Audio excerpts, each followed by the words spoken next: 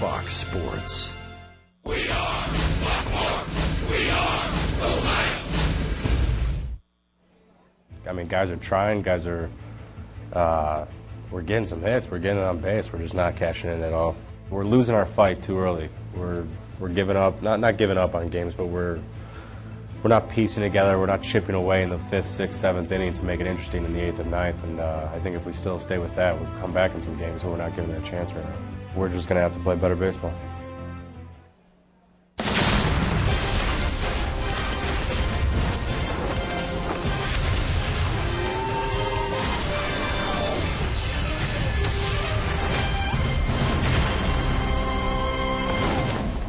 After the disastrous first 2 games of this series, the sun still came out today. Blue skies overhead as the Indians will try to avoid a sweep at the hands of the Detroit Tigers.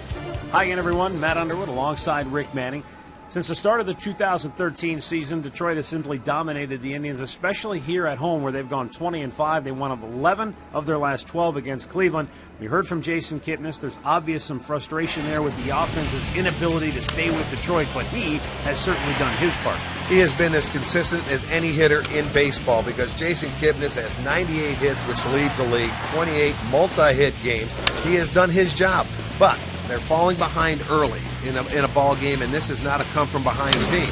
Kipnis has done everything in his power. He's hit in 27 consecutive games at home. He's hit in every ballpark he's gone to. He needs a little help, and when they get guys on base, you have to get him in. You can see 27 home games tied with Miguel Delaney. He's going to try and make it 28 today.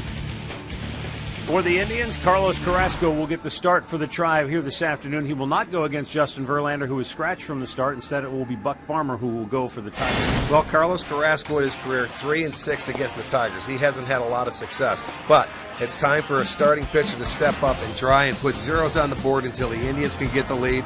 Carrasco goes out there. Usually he tries to give you 7 innings. They could use that today. And now the Indians' offense has to go up against Buck Farmer. He's making his 2nd start this year. He was lunched in his 1st start, his 4th Major League start. They need to take advantage, and they need to score early. All right, when we come back, Andre Knott will join us to tell us what happened to Justin Verlander when we return. Cleveland Indians baseball is brought to you by WB Mason, the official office supplier of the Cleveland Indians. By McDonald's, I'm loving it. By your local Toyota dealers. Visit buyatoyota.com. Toyota, let's go places. And by the injury lawyers at Elk & Elk, proud sponsors of the Cleveland Indians. Call 1-800-ELK, Ohio.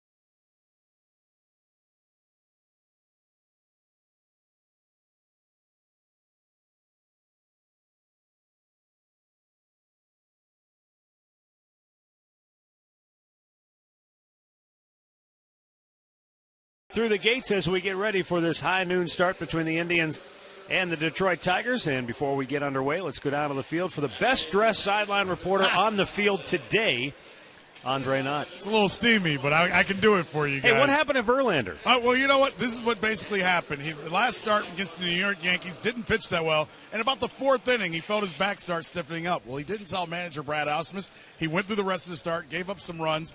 Then Tuesday, when he was out here working out and going through his usual work, he could not get loose. So the team figured it was their best bet right now is to make him sit out this start. Most likely he'll start this weekend when they go to Chicago to take on the White Sox. Now, what the Indians will have to face today is a pitcher that they don't know a whole lot about when you talk about Buck Farmer, who will be going for the Tigers. Now, he called up for Toledo, had a bad start against the Angels. The one thing the team did know, and talking to Ty Van Berkeley, lefties hit him very well when he went against the Angels. They hit at a 500 clip against him. They're going to be aggressive and try to keep him in the strike zone. He's not an overpowering guy.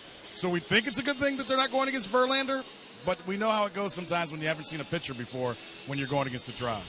Well, that's true, and they've had a lot of success against Verlander because they have put more losses in the loss column against him than any other club has done to Verlander. So, you never know. You go up there, you get a kid that can come out and pitch a ball game. You want to see Carlos Carrasco go out there and do a nice job against that offense of Detroit because Cabrera's not in that lineup today, and that's a good sign. Anytime he's missing from the lineup, it's a good thing, right? Yes, that's right. Well, our window systems, game time temperature, 74 degrees. A little cloud cover overhead, but not much. It's just absolutely delightful. Very light breeze, if any, will blow from the left field foul pole toward the right field corner here this afternoon. Detroit 37-34, 4.5 games back of front-running Kansas City, a game back of second-place Minnesota.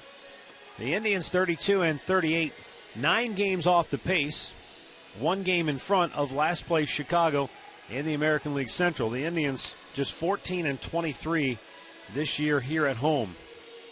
It's maybe getting to be a bit of a tired refrain, but at some point, if they're going to have any hopes of putting themselves in position to be a factor in the race, they have to find a way to start winning some games at home. Yeah. If you missed it at the very top of our telecast, Jason Kipnis talked about maybe some of the frustration with where the club is at offensively, Rick. He's saying, look, we're getting hits, we're getting guys on base, but the same thing you've said for about a month now, that clutch hit to either get a run in or break an inning open has eluded them. Boy, and it's been hard. Everybody has had opportunities to do it, and I just think everybody is putting so much pressure on themselves, squeezing the sawdust out of the bat, that, they're trying to do too much. And this is not a good come-from-behind team, and a lot of this revolves about falling behind early, especially against the Tigers. But, with other ball clubs, too, when they're 2-3 runs down in the middle part of the ball game, it's like they just maybe try too hard, but you got to get over it. The boys that are paid to drive in the runs have to drive in the runs, and they haven't done it to this point. In the 11 games played between the Indians and the Tigers this year, Detroit has scored in the first inning 7 times. Right. So playing from in front has been the Tigers' formula for success, something that served the Indians well a year ago, but something they haven't been able to do a whole lot of this year. Indians take the field. Here's Brad Ausmus' starting lineup for Detroit, brought to you by Toyota. Rajai Davis will lead it off. He's in center. Then Ian Kinsler, the second baseman, bats in the 2-hole. Victor Martinez will DH and bat third. Yoenis Cespedes moves into the cleanup spot with Cabrera out of the lineup. He's in left field. J.D. Martinez in the 5-hole, right field. Nick Castellanos bats sixth. The switch hitter Andrew Romine will be at first base today. Ryan Holiday gets the catching duties. And Jose Iglesias, after sitting out last night, back in the lineup hitting ninth. And today's Northern Ohio Honda starting pitchers, Carlos Carrasco. Carrasco, his 15th start this year. He has a decision in every start. You got to go back. He has a decision in 19 consecutive starts going back to last year. He is 8-6 and a .435. He's 1-1 this year against the Detroit Tigers in 2 starts. In his career, 3-6 and an ERA just under 7. But Carrasco's got to go out there and do something that, really not a lot of the Indian starters have been able to do, is shut down this Tigers offense. At home, he is 3-4 with an ERA of just a bit over 5. Let's check out the defense behind him this afternoon, brought to you by Chrysler. looks like this. Brantley back in left field because Bourne is in center. Moss over in right. Urshela is at third, Lindor at short, Kipnis is at second, Santana at first with Gomes back in there doing the catching. Lance Barksdale will call the balls and strikes. Quinn Walcott is at first. The crew chief, Gary Cederstrom, at second. Eric Cooper is down at third. Cooper's probably wishing he was at first base because he heard an earful from the Indians dugout yesterday. He ejected pitching coach Mickey Callaway. Got into it with Terry Francona pretty good, but usually by the time the next game rolls around, all is forgiven. We'll see. Rajay Davis leads it off. First pitch of the game is swung on and popped up. Foul ground. Playable for Santana. As he drifts near the side, it gets out of his reach. And the first row in. So maybe the breeze pushed that out of play. Looked like he had a beat on it initially. Maybe if they don't have that little advertising board there, he could have reached in and caught it. Yeah, I don't know if it was high enough to get over there. You're looking up into the sky, a little tough this afternoon.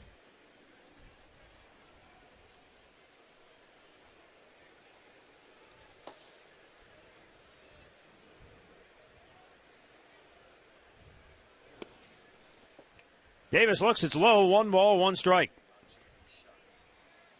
1 for 3 yesterday, walked a couple of times, and that's what you can't do with this guy. He runs the bases very well, very aggressive. Have to make him hit his way on, which he certainly is capable of doing. But you cannot walk him. Carrasco pulls the string on him, and it's 1-2.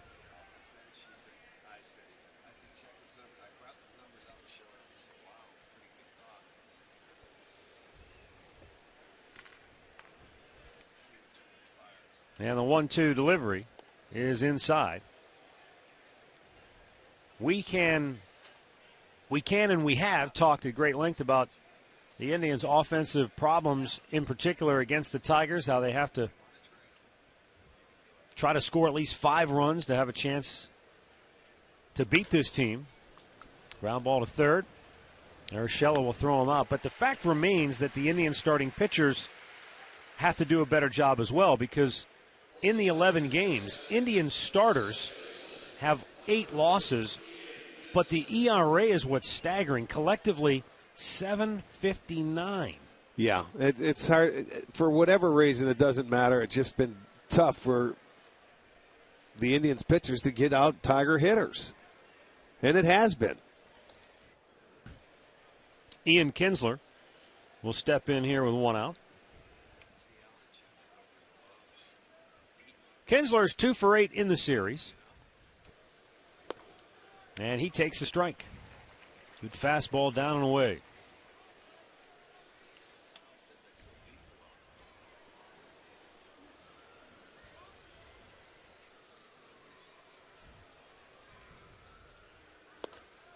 Missed in off the plate to even the count.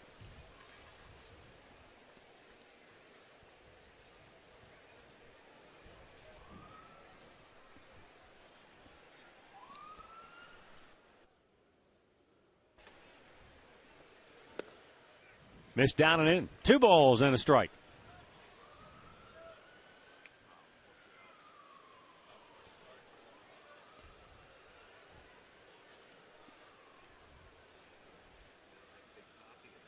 Two-one delivery and a swing and a miss to even the count. Nice slider right there. And Kinsler, after throwing 2 inside, little 2-seam fastballs, it opened up the outside part of the plate right here. And he got him to chase a pitch out of the zone. Urshela backs up at third with 2 strikes on Kinsler.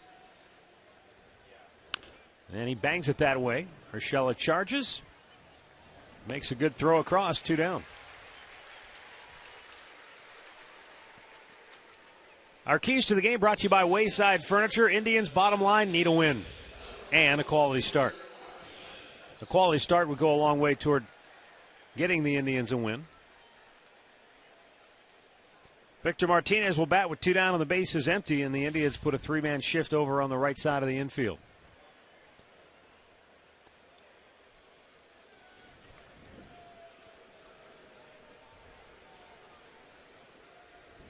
Interesting, Rick, in that Brad Ausmus chose, rather than to maybe just move one or two guys, he just shifted everybody up in the lineup today with Miguel Cabrera out. He's normally the 3-hitter. Right. So he just takes Victor, moves him up a spot, Cespedes up a spot, Martinez, Castellanos, everybody just goes up a spot. Right. Instead of maybe just flip-flopping Cespedes and Martinez. And I'm thinking that because Victor is kind of off to a slow start since coming back from the injury, gives him some protection with Cespedes behind him instead of the other way around. Well, true. And it also separates the left-hander. You got the two righties leading it off in the 1-2 spot. Switch hitter 3, and then you got another. They're right-handed dominant anyway in that lineup, so you can maybe split it up. I don't think it really matters. You look at Carrasco on the year, left-handers are hitting 228, righties 293. So,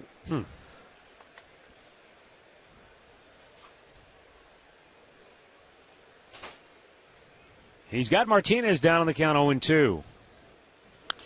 And Victor sends a fly ball right field. Moss backing up, makes the catch. 1, 2, 3 go the Tigers. And now the Indians are coming to bat.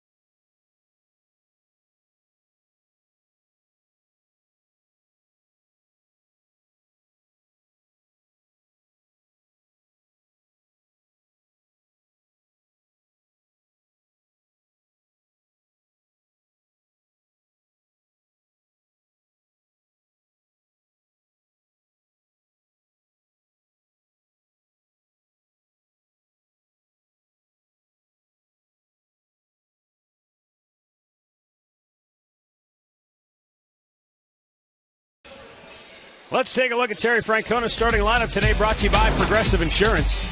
Jason Kipnis will lead it off. Too shy of 100 knocks already this year. Francisco Lindor bats second. Then it's Brantley, followed by Murphy, Santana, and Moss. Yan Gomes back in the lineup hitting seventh. Michael Bourne gets his first start in the series hitting eighth. And Giovanni Urshela will bat ninth. And Buck Farmer will be our Northern Ohio Honda starting pitcher for the Tigers today, making just his second start this year. First one came at the end of May, the 28th, against the Angels. He went 5 innings, gave up 9 hits and 7 runs through a total of 84 pitches in that start.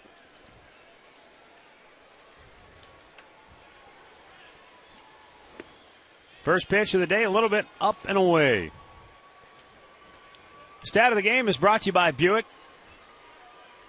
Already 7 hits ahead of Prince Fielder. Well, he's just been on some kind of roll. Well, a 4-hit game last night. 6 for 10 in the series. Look at that. Man, if he doesn't start the All-Star game, shut it down. Well, you can't do any better than that. There's a one-hopper up the middle. Kinsler from the grass throws him out. 1 down. Well, let's set that Tigers defense for you now. Brought to you by Chrysler. It's Cespedes, Davis, and Martinez in the outfield. It's Castellanos, Iglesias, Kinsler, and Romine on the infield. Holiday doing the catching.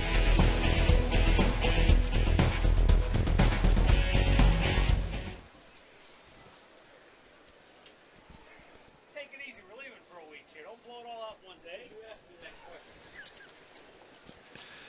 Francisco Lindor. He looks at a ball down low. Got 3 aces. Wow. Tom Bochenek, I mean, we may be wrapping up a homestand, but it's like game one for him. He'll have nothing to do for 10 days. So that 1-2-3 first inning for Carlos Carrasco marks the first 1-2-3 first inning for the Indians against Detroit this year. That's hard to believe, isn't it? And this is game number 12. I turned to him and said, as the inning ended, is that the first time they've gone 1-2-3 in the first inning against the Indians? He looked it up. Indeed it was. Wow. Francisco Lindor takes a strike on the 3-0 pitch.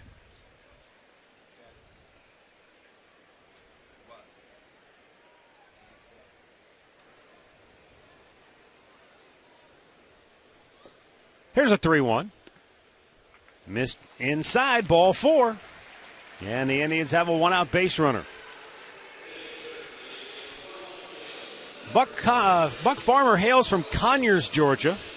He was a 5th-round pick in 2013 out of Georgia Tech.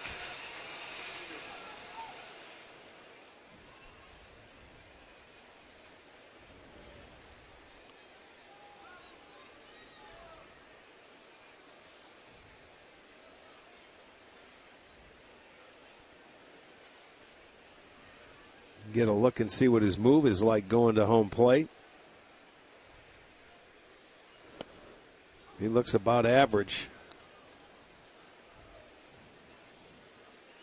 At least that time he didn't use a slide step.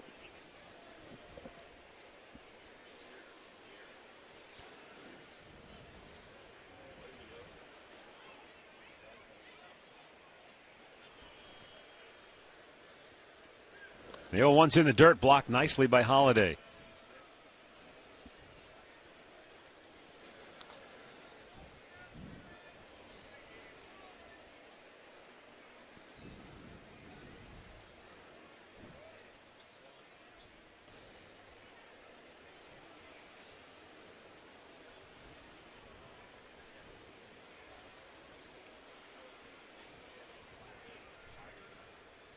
Throw to first. Buck Farmer made his first Major League start August 13th a year ago. And it came against the Pirates. And after the game, Brad Ausmus said, I think he threw more strikes with his slider than he did with his fastball.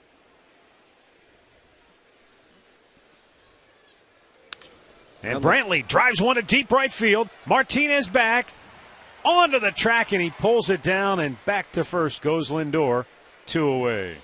That looked like a changeup to me right there. Just a little bit off the end of the bat, I think, for Michael Brantley.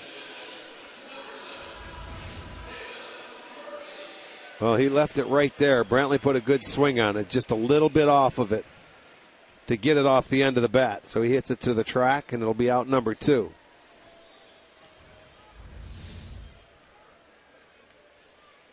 So here is David Murphy. He's pinch hit twice in the first 2 games of the series. He's got a homer and a single.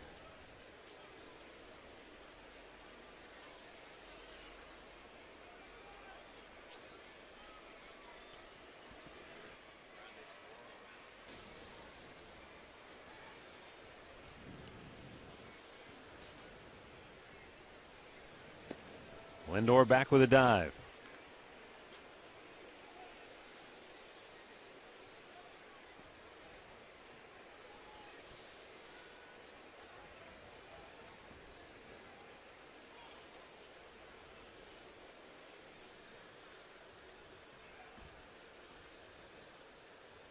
Pitch out, but nothing doing. You know, Rick, we usually talk about starting pitchers and say everything works off of the fastball. But Farmer, at the end of last year, a little self-evaluation, said he needed to work on commanding his fastball because he said, quote, there are very few guys in the major leagues who can work off of their off-speed pitches. And that's kind of where he was, kind of doubling back off of what Ausmus said in his debut against the Pirates. Yeah, and I agree with that. I mean, there's a lot of guys that have a tough time commanding the fastball. And, you know, once guys realize that if you don't prove you can throw it, then they're going to sit off speed pitches, and they'll take your fastball. And then what do you have to go off of? You have to have that one pitch you can throw for a strike at any count. And 9 times out of 10, it's easier to control a fastball than it is anything else. You would think so, and I guess sometimes maybe it's misconstrued. When we say commanding the fastball, it's not that he can't throw it for strikes, but he can't throw it down the middle of the plate. Yeah, for quality. I mean, you got to throw quality strikes. Yeah. Down and away on the outside corner when you get a 2-0 count. Well, he's behind Murphy here 3-0 as David has done such a tremendous job this year at the plate, given his opportunities. Look at that, 9 out of 18 against the Tigers. Taking all the way, it's 3-1.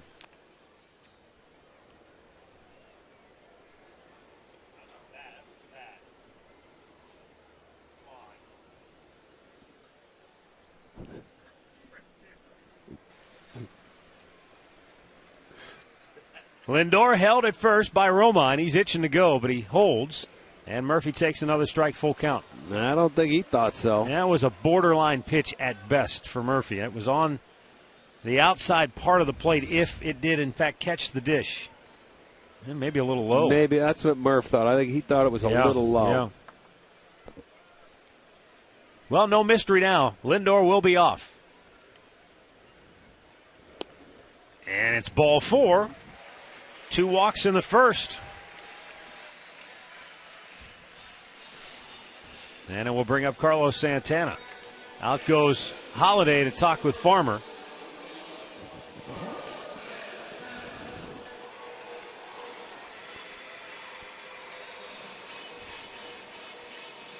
This is the way the Indians can get off to a very good start today. He's setting up the inning for him with 2 walks. They lead the league in that department as far as the Indians do. Now a 2-out base hit here. We've seen it a lot of times where it takes pressure off the rest of the team once they get one early.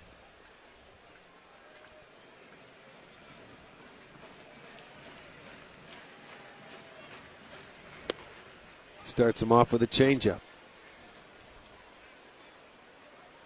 That's the pitch he really worked on coming into the year. He says he's tried to refine his changeup to take velocity off of it and make it a more effective pitch.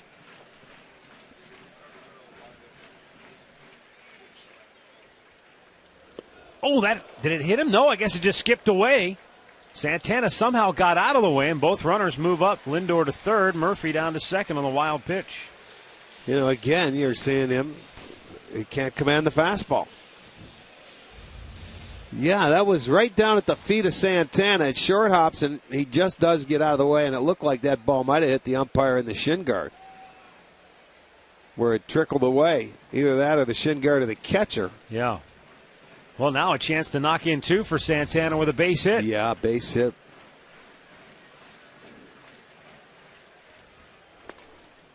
Up and away. 2 balls and a strike. He's thrown more balls than strikes so far in the first inning.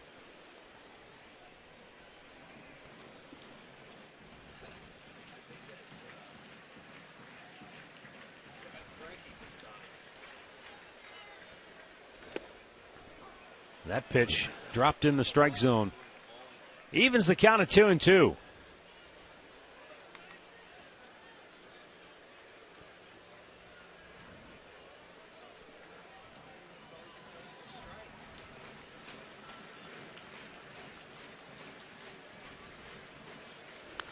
And Santana fouls a fastball right back.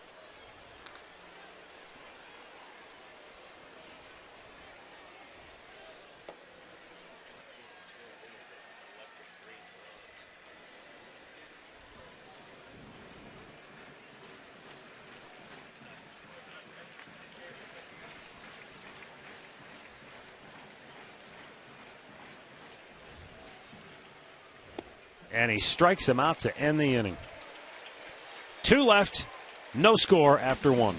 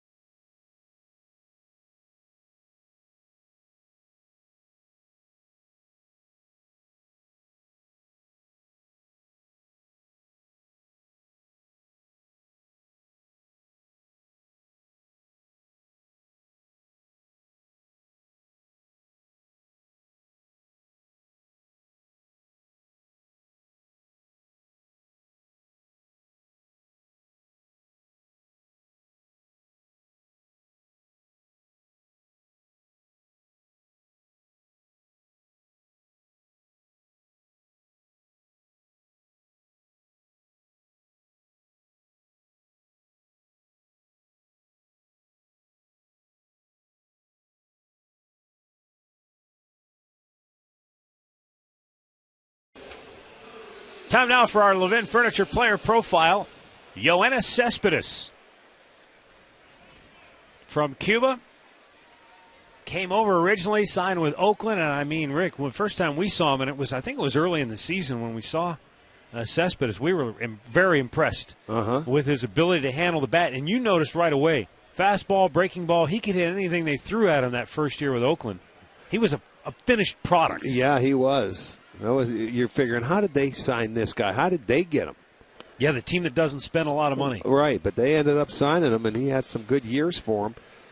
Ended up going to Boston, and now with Detroit. He'll be a free agent at the end of the year, so there's going to be some interest in him. Whether Detroit keeps him or not, I don't know. Swing and a miss. That was one of those weird trades last year for me. I mean, Oakland, hey, understandably, you got a chance, go for it. I loved the idea. You get John Lester, they got Samardzija. You figure, holy mackerel, with all the pitching they already have, didn't work out. Well, it didn't, and they may dread that Samardzija trade because they gave up a kid named Madison Russell who's playing second base right now, and that's one to come, and he's a really good ball player at 21, 22 years old. And then I was equally surprised that Boston would turn around and spin Cespedes, right-handed hitter in that park with the short, the green monster. Well, again, it's a clause in who they wanted to play, and supposedly they had all the outfielders in the world. Yeah. And look at it now.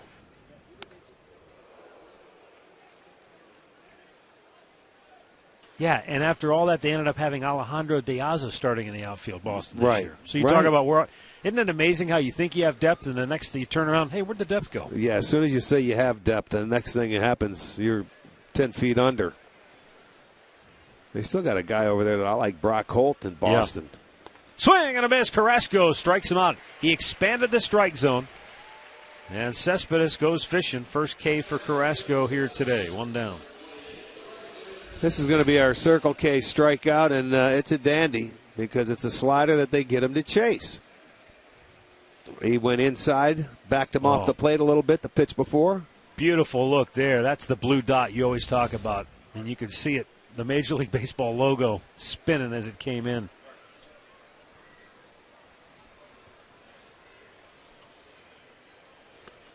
J.D. Martinez, a swing and a miss.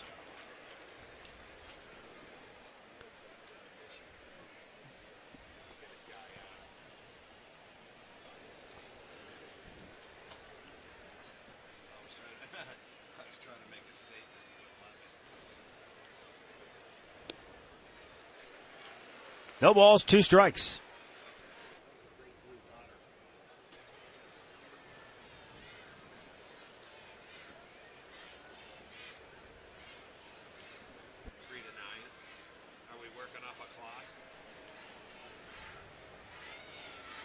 Carrasco's 0-2 in the dirt. Well, Carrasco has been 0-2, 1-2 to every hitter so far, which is a good sign. Looks like he's got a very nice slider early in this game.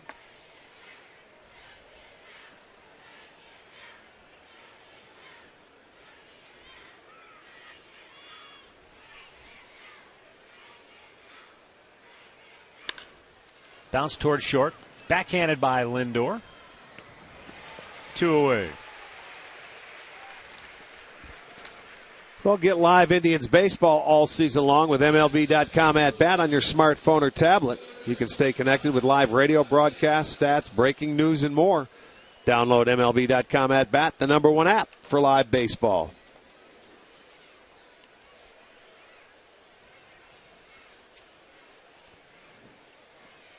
Nick Castellanos.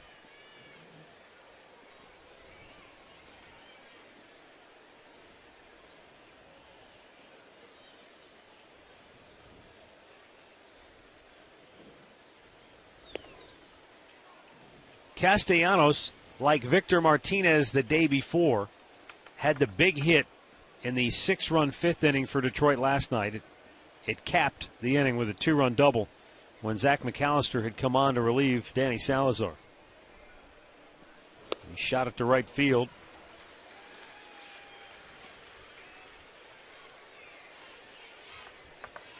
Carrasco quickly has him in the hole, 0-2.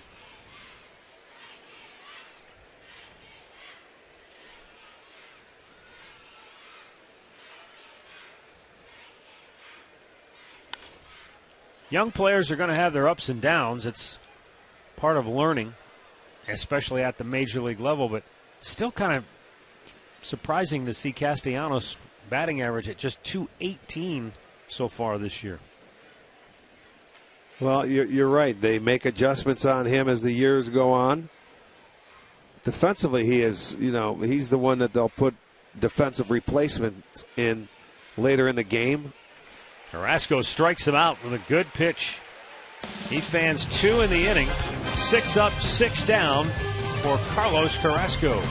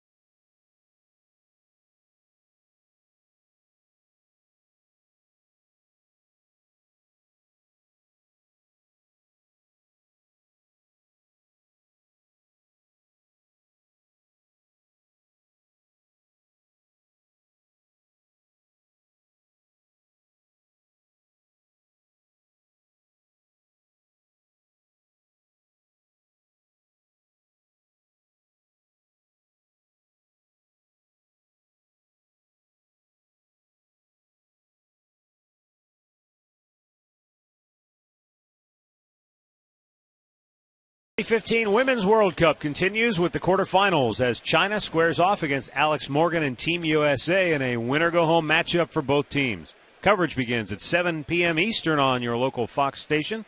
And catch the entire tournament streaming live on Fox Sports Go. Brandon Moss taking a called strike.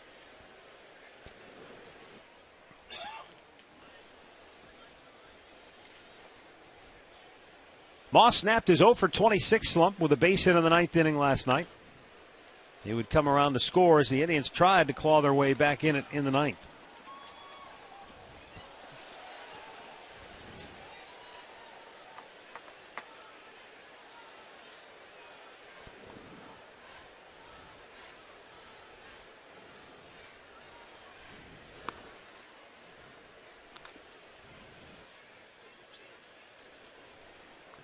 Farmer has now broken even with 26 pitches, 13 balls, 13 strikes.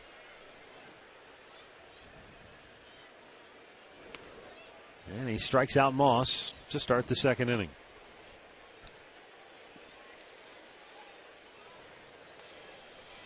As Yan Gomes heads to home plate, let's go down to Andre Knott, who has more on the Indians catcher. Well, usually when Terry Francona gets text messages or calls after 1:30 a.m., they're not good. But last night, or a couple hours ago, now since it's a day game, he received a text from Yan Gomes who told him, look, I'm ready to play. My neck isn't bothering me nearly as bad as it was early in the week. Please put me in the lineup today. So he's in the lineup after a 1:30 a.m. text. I'll be texting you about that time tonight, Arch. So stay up and stay ready. He'll have no chance of getting a hold of him. It'll be off. Like Gomes, and he broke his bat. So one swing, he'll need a new stick.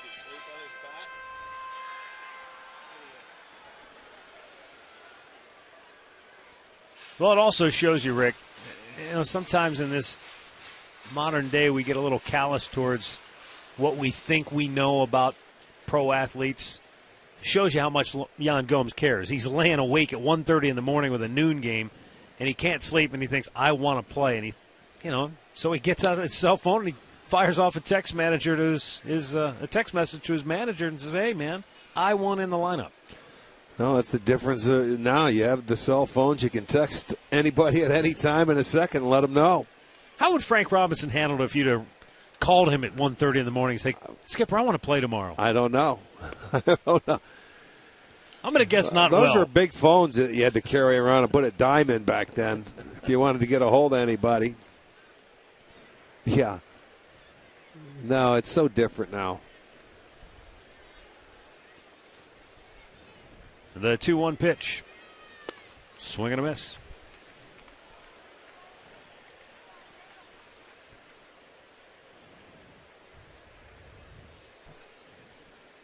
First, now that I'm thinking about that, now that you made me think, you would have to, you'd go in there the next day and say, I want to play. And it was that simple.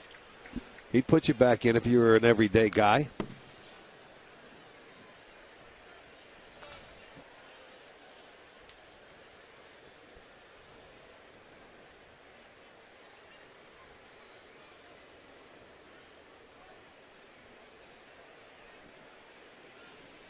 Been a rough year for Gomes, though. He had the knee injury, comes back. He's starting to swing it well, and then the neck.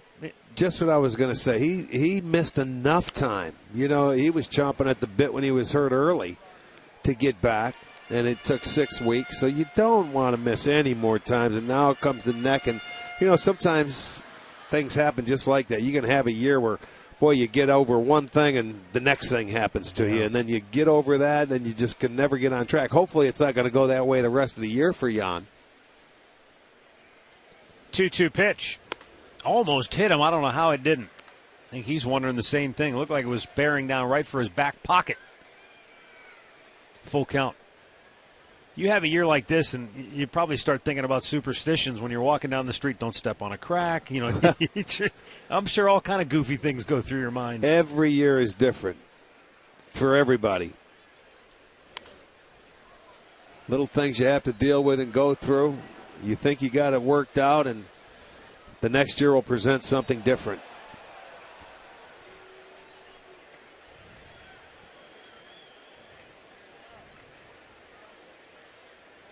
Tell you what, this is a heck of an at-bat for Gomes after missing some time. 9th pitch of the at-bat right here. And he fouls another one off. He's making up for lost time. Well, that's actually a good thing when you miss a few days to get back up there and you see this many pitches in your first at-bat. Makes you feel a little more comfortable in there. 1 out in the second, no score. And Holiday hangs on. Gomes a strikeout victim. 3 straight Ks for Buck Farmer. Well, Farmer didn't give in, boy. He kept battling. This is a pretty good job, and it was an excellent pitch. Gomes likes the ball down. You can see him turn that pitch over a little low, but he gets him to swing at it.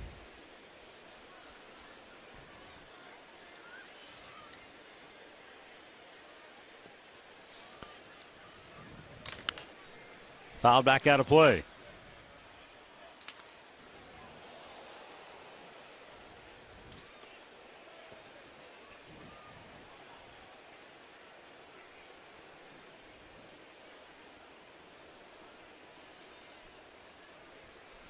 Way outside.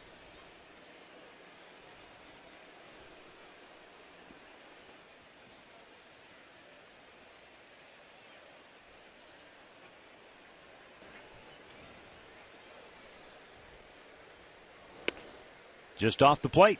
Michael Bourne jumps ahead now, 2-1.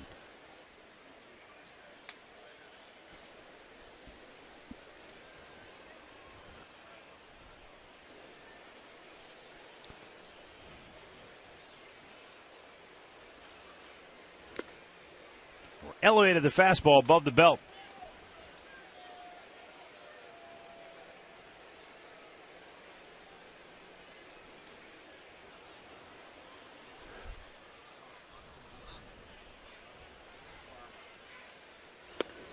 Low and away, tried to sink one, but no chase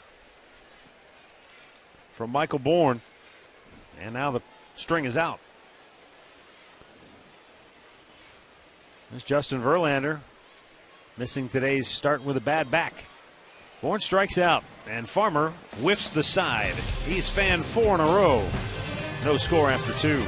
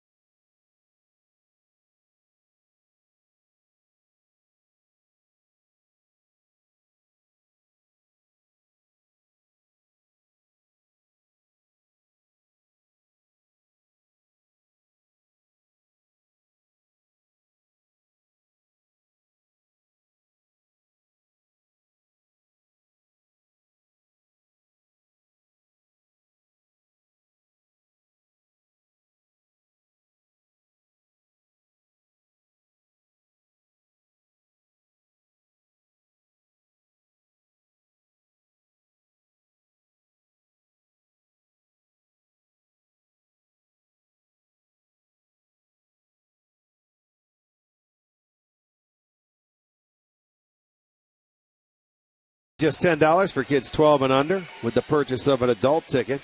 Kids are located in the new family deck here at Progressive Field.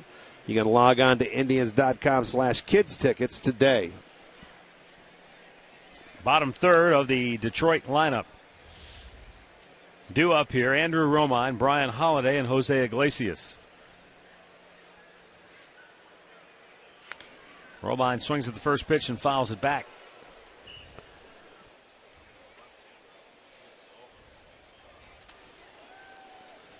Romine is a guy who is their Mike Aviles, if you will. Can play a number of different positions. Third, short, first base today. But you do wonder, Rick, if he continues to swing the bat well, which he has in this series, maybe he might start eating into Castellanos' playing time at third. Well, oh, my goodness. Over the bag and down the line, he's got another extra base hit. This will be his third double in the series to go along with a home run. Well, he gets it started. There's the double. I was just going to say, his bat doesn't translate like for the Tigers, but the way he's swung it the last couple of days certainly has, right over the bag at third base. He gets down there. He will be a defensive replacement for him, but now whether they put him in on a more consistent basis, we'll have to wait and see. Well, he may see more time when he plays the Indians the way he's swinging it. Brian Holiday getting his first action in the series. Swing and a miss.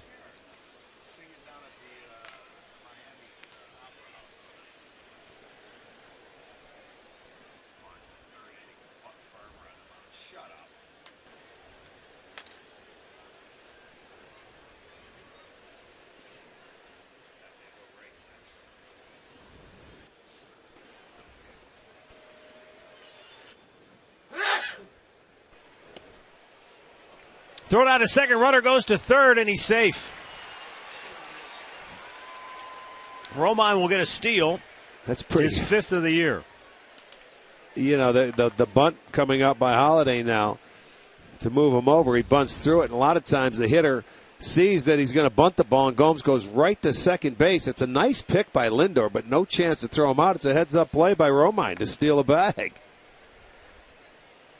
He figured he was already out in no man's land, so why not keep going? He was. He was caught because thinking the ball's going down, to second base, and Lindor made a nice pick to save it. He might have scored. Infield in, 0-2 pitch. And it's fouled away.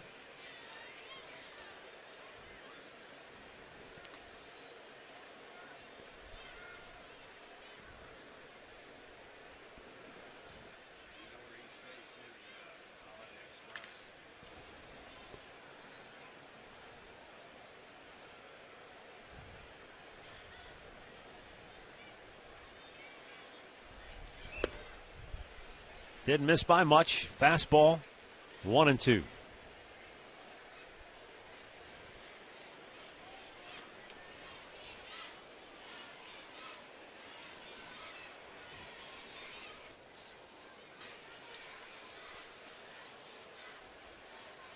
Now the 1-2 offering.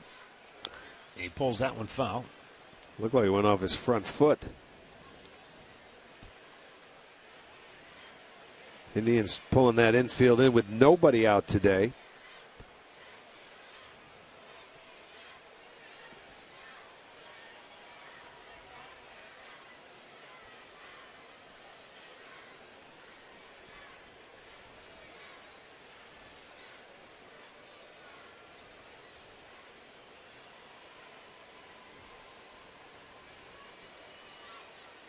Carrasco got him to swing and miss.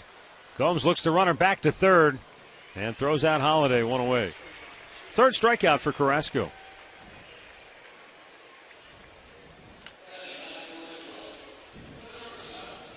Carlos got him to chase his breaking ball. Gomes did a nice job to keep it in the vicinity, able to throw him out after he looks Romine back. Now there's one out, and the infield will remain in.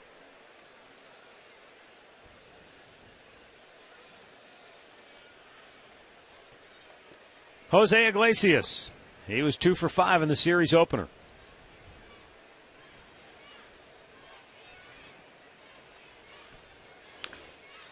Aggressively swinging at the first pitch, but it's fouled to the Tribe dugout.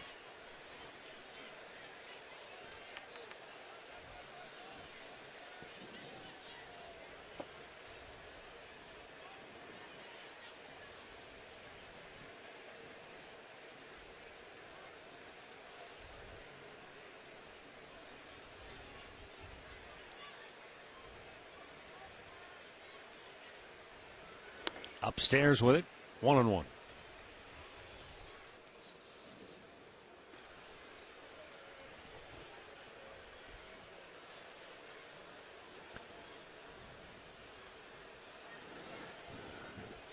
Do they have the capabilities of putting a squeeze on here? I was looking for a response. He touched the bill of his helmet. They could, if they have the confidence. This would be a tough guy to squeeze off of. Well, Rick, I was thinking about it, and I guess my thought as I was having a conversation in my own head, with the kind of lineup they have, it's probably not a move that Brad Ausmus would use much. You'd certainly have to have a ton of confidence in this guy being able to bunt the ball, but just to get the lead, to apply some pressure. But you're right; it's so early in the game. Wow, great stop by Yan Gomes. Carrasco yanked this one into the other batter's box, and watch Gomes get out. He gets the body and everything to get over there. Boy, it was a nice pick. That's testing that neck. Again, the infield still drawn in with one out.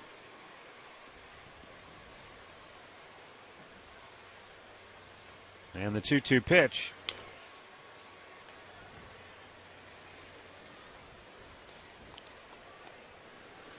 He's just a tough out in that number 9 hole for Detroit the other night. He had a job to do, had a man on second base, nobody out, and he battled and fouled off a few pitches, ended up topping one on the infield, getting the guy over, and also getting a base hit. Out of play again. And that's your job down there. You get an opportunity. You foul off pitches, you make him work hard, and he's doing just that. And having a fine year, I might add, hitting .325 for the Tigers coming out of the number 9 spot. in the dirt. And he quickly alerted Romine not to come home. Full count. Well, you look at his size and the fact that he plays shortstop. I'm sure Omar Vizquel has been in his ear a lot, helping Iglesias with his development. Why wouldn't he? You kidding me? That would be a guy I'd follow him everywhere he goes. He's not a switch hitter like Omar was, but no, but he could certainly. He could be a tough out. Yes. The 3-2. What a great at-bat. Works it for a walk. That was a great at-bat by that kid. First walk for Carrasco. And you get 5 from that first base coach down there. You get down there. It was a terrific at-bat. He fouled off some very good pitches to stay alive, and what happens? He ends up walking them. Even though they have the double play in order here, this is a guy that's walking in the batter's box that's tough to double up. Yeah. When you have Davis, he's tough to do it when nobody's on. Let me take a peek. He has grounded into 4 double plays on the year. So you're hoping if you need an Adam ball, don't you? Yeah. If you're going to double him up, you do. And don't be surprised if Iglesias tries to steal here. He's got 9.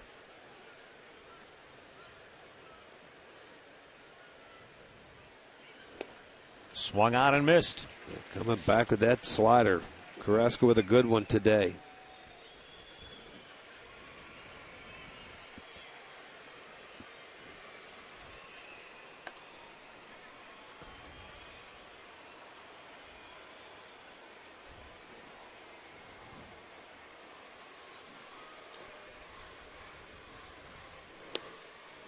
You know, you look at the bottom of the Tigers lineup. Last night in the 8th spot, Romine had a homer, doubled and scored. In the series opener, Romine doubled and scored at a sac fly. Iglesias out of the 9-hole, 2 hits and a run scored. So those are the guys who've been a real problem for the Indians because they've been setting the table. Not the 1 and 2 hitters, but it's the 8 and 9 guys. That's the bonus you get. When they can do anything, boy, it gives those guys at the top of the lineup every opportunity to do their job. Fastball, and Davis got caught in between. He is in between right here. You could see out front he wanted to hold it up, but he could not. So he had to swing at the slider. Now the fastball. And he's got to come back with the slider here, I would think. Middle infielders, double play depth, the 1-2 pitch. Hit right at Lindor. You got it. He goes to Kipnis for 1 on to first, the double play. The Adam ball works for 2. And Carrasco gets out of a jam here in the 3rd. 6-4-3 on the Twin Killer. No score, middle of the 3rd.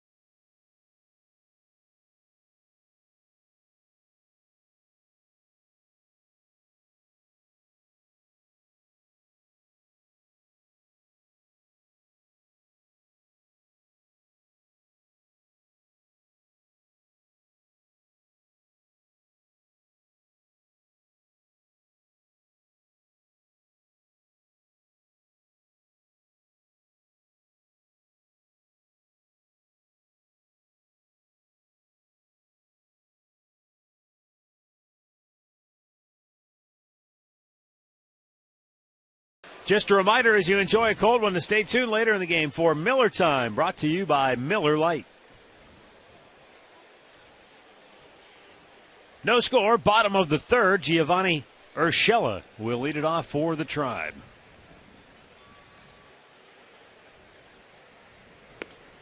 And a first pitch breaking ball from Farmer.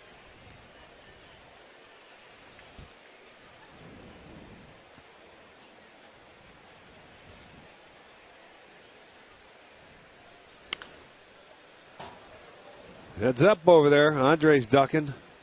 He's okay.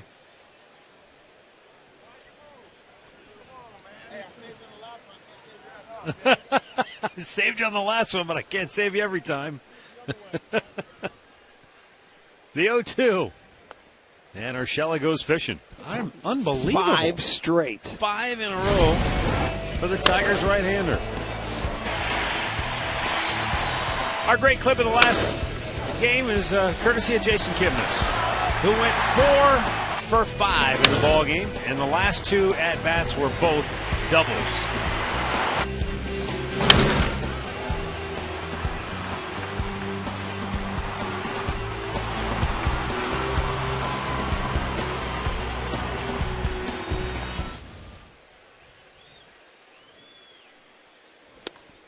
Good breaking ball in for a strike.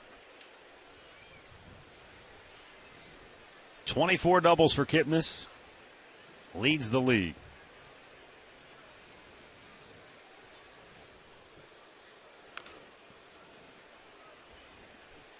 As well as his .354 batting average coming into today. He's also hitting .423 at home this year. You look at the numbers, and it's, he's having one of those years. It's ridiculous. His on-base percentage is way up there. .428.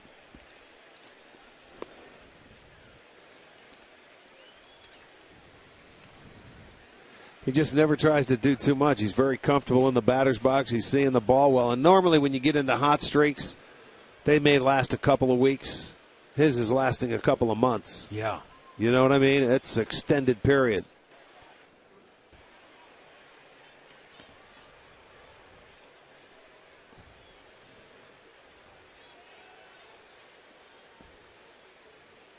Now the 2-2.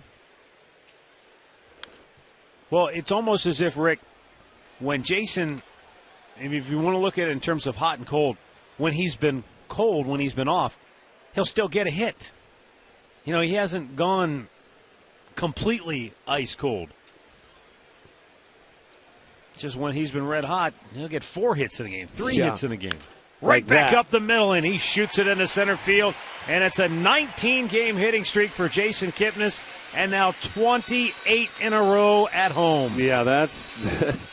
It doesn't matter where, whether it's a pole, whether it's up the middle, whether it's to left field. If I was to guess, I'd say most of his hits have come to left. You know, when you talk hits by directions, but there it is, the longest in Progressive Field history.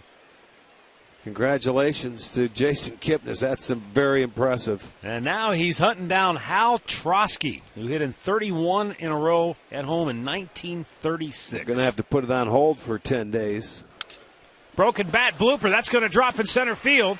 Kipnis had to hold up because, as we know, Davis has tremendous speed. But he gets to second base, and back-to-back singles here in the third with 1 out.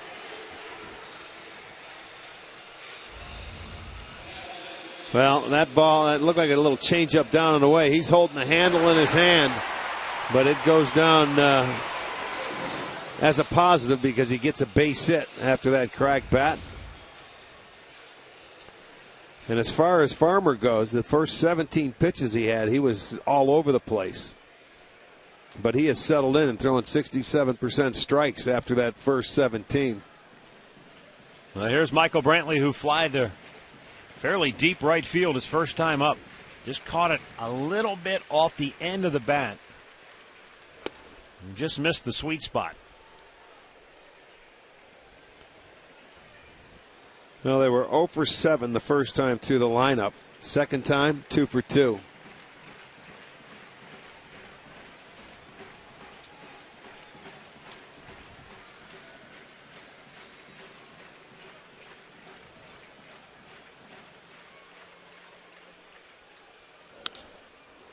Lifted toward left near the line, dropping. Foul by inches. Boy, that didn't miss by much, did it?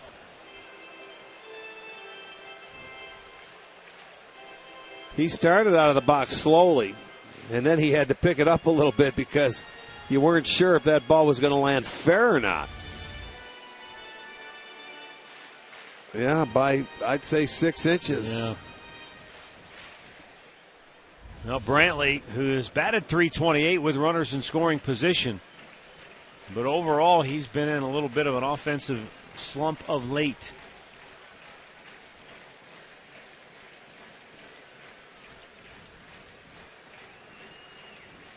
He's in the hole here, 0-2.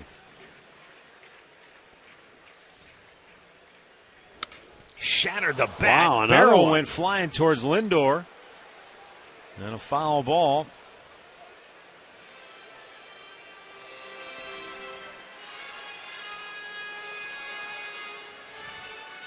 Boy, oh boy, there's not much left of that, is there? No. He went in and the barrel went out past first base. It's too bad that wasn't the ball. It would have been in the hole for a base hit. It almost like it stopped because he was holding nothing.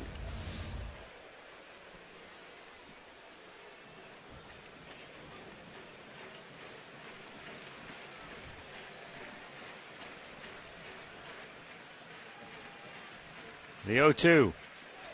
Brantley with a one-hopper off the glove of Kinsler into right field. Kipnis coming around third. He will score. Lindor stops at second. And they call Lindor out at the bag. Oh, my. Lindor had just come around second base and quickly scampered back. Terry Francona's looking into the dugout. Do they want to review this? It's a 1-0 Indians lead on the Brantley RBI single. His 37th run driven in on the year. Question is, did Lindor get the foot in there before the tag? And now Terry Francona heads back down the dugout. Obviously, that's just a mistake by Lindor. He slipped, and that ball goes in. He's going to make the turn, but they weren't going to get Kipnis at the plate, so you have to hold up, and you come behind. He must not have hit the base. He didn't get his foot on the bag. Right. He knew it. That's why he took off at second. He never got his foot back to the base. He stopped short of it. Yep. So a mistake there by Lindor. So the Indians get the lead, but the Tigers now have 2 outs in the inning.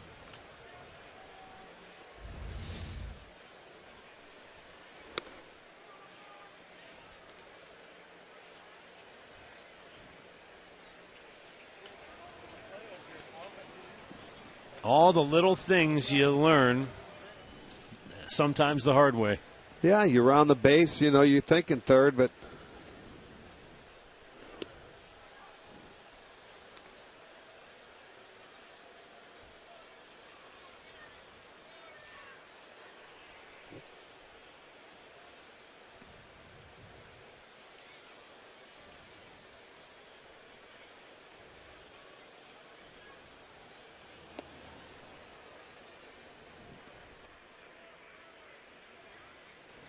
David Murphy at the plate walked his first time up.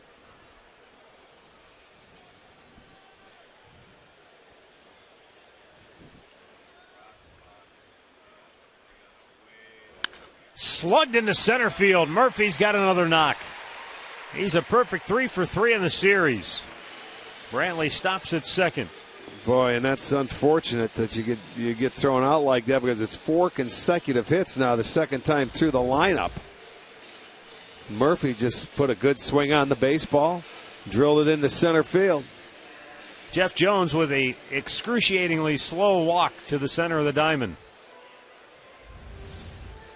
And it looks like the Tigers are going to get the bullpen up.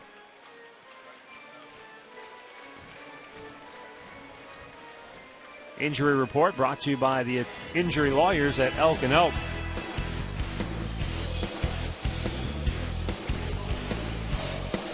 Justin Verlander, we talked earlier, dealing with a back issue, but no DL for Verlander at this time. They're hoping that he'll be able to make his start after they skip him.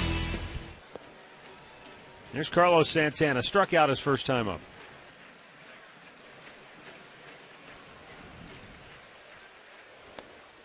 Takes ball 1.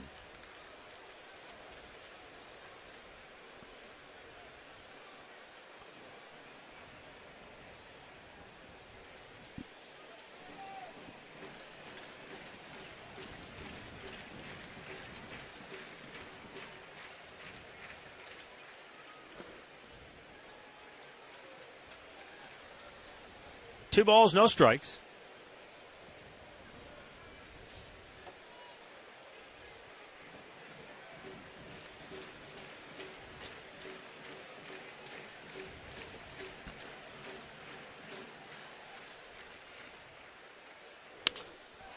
To center field. Long run for Davis. He won't get it. It'll go to the wall. Brantley will score. Murphy right on his heels. He scores 2. And the Indians now lead it 3-0. It's a 2-run double for Carlos Santana. And that's 5 straight hits in the inning. Yeah, and a big 2-out hit there by Santana. That's something to get you rolling. That's going to be our McDonald's. I'm loving it. He got a pitch out over the plate, and he plugs the gap in right center field. Davis could not catch up to it. With 2 outs, everybody off and running on the crack of the bat. So Brantley scores, Murphy scores, and it's a 3-run inning for the Tribe here in the 3rd.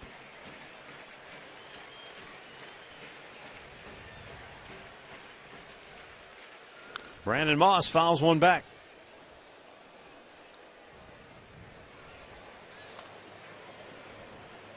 Now, this is what the Indians have needed. Some other guys to contribute besides Kipnis. 5 straight hits now. He went 5 strikeouts in a row. Now he's given up 5 hits in a row. Nice play by Iglesias to end the inning. But the Indians strike for 3 in the 3rd and lead it 3-0.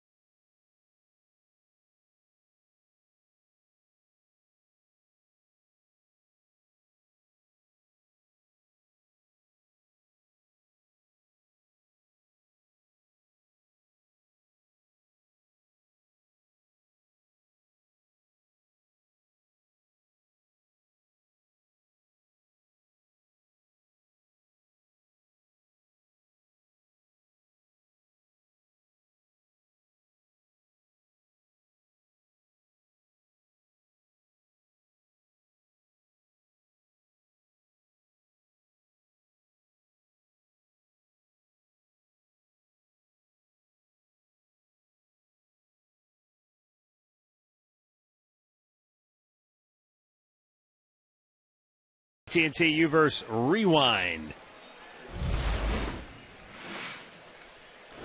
Key spot here, Carrasco facing Rajay Davis with 1st and 3rd and 1 out in the 3rd inning. Gets the double play ball. Not an easy guy to double up. But the Tribe turns 2 and then immediately comes in and rattles off 5 straight 1-out hits. Yes. To take a 3-0 lead. Well, that was the only way you get Davis to hit into a double play. It was right at him. He made his pitch, and they give him a little comfort now. He can pitch from in front. He's given up only 1 hit today. And Ian Kinsler looks, it's outside 1-1.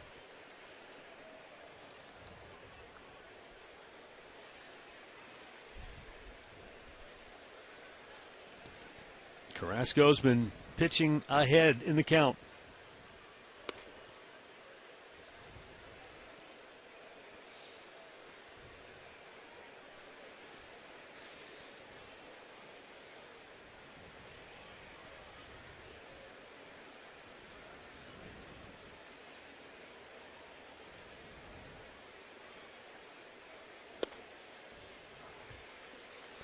Evens up 2-2.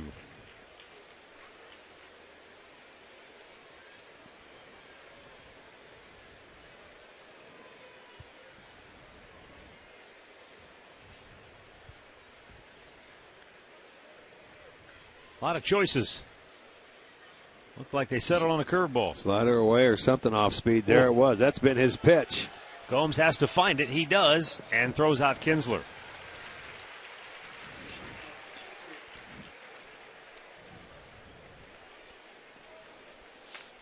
This has been his bread and butter pitch today, boy. He gets ahead. He's had a lot of swings and misses on that slider. Down and away. 4 strikeouts now for Carrasco. Now Victor Martinez. Fly to right, back in the first.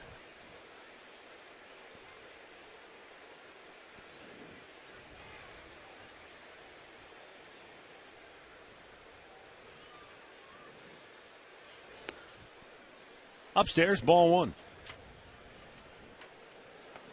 After today's game, the Tigers will end up heading home. Kia in the driver's seat shows you Martinez has put up very, very good numbers against his old team. Sends this one to left center field. Bourne runs under it. 2 down.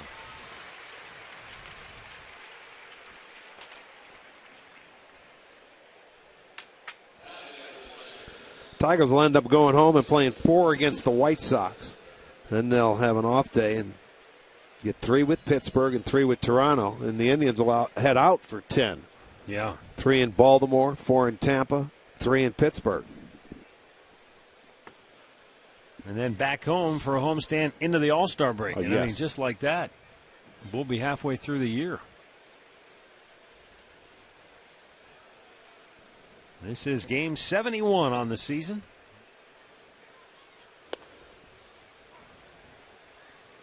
So technically, when the Indians return home from their next road trip, that will be the official halfway point. Yeah, it really of the would. season. 81, yep.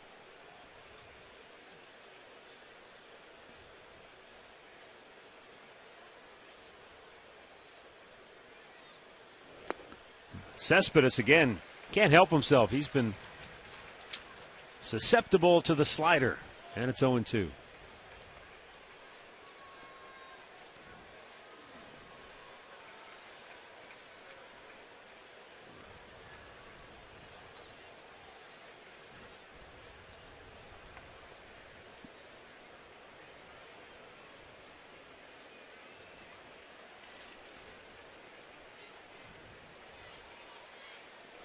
Oh, and Gotcha. a good breaking ball to lock him up. 5th strikeout of the day for Carrasco as he sets down the Tigers 1, 2, 3.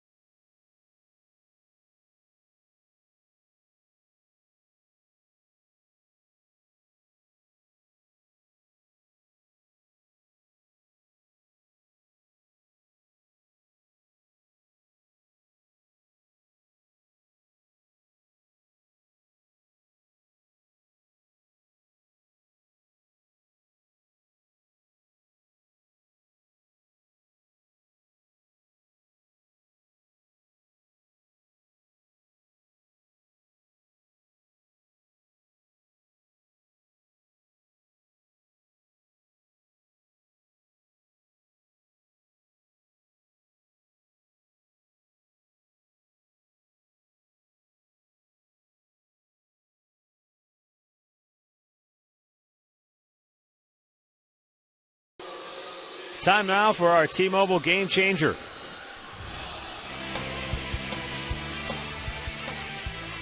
Carlos Correa last night went 3 for 6 with a homer, drove in 4, scored 3 times. It's a young man that they called up, only 20 years old.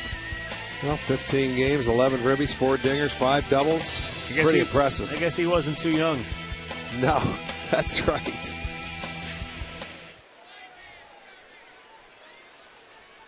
Yan Gomes to lead off the bottom of the 4th.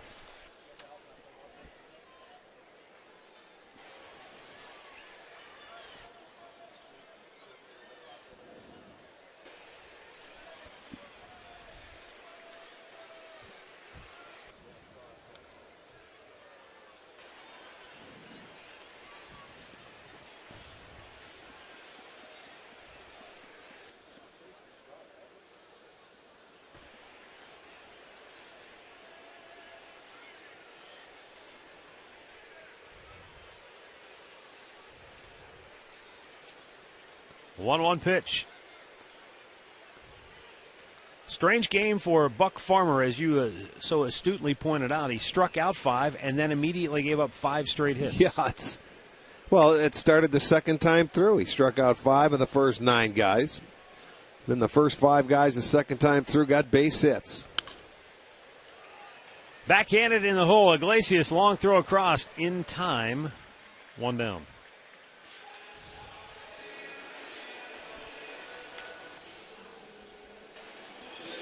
It might be the first time in baseball history that a pitcher struck out 5 in a row and then gave up 5 straight hits. Probably not. Well, Tommy will go through his records and check. He says he does. He cut off the jam right there. 1 away for Michael Bourne. Bunted, Holiday pounces on it quickly and throws to first to get Bourne. 2 down.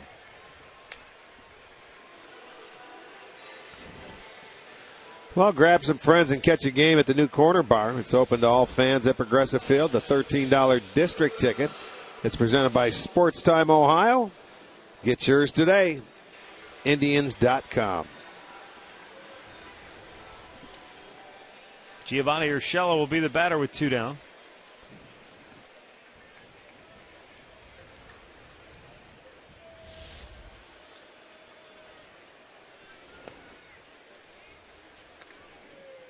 Urshela struck out his only time up.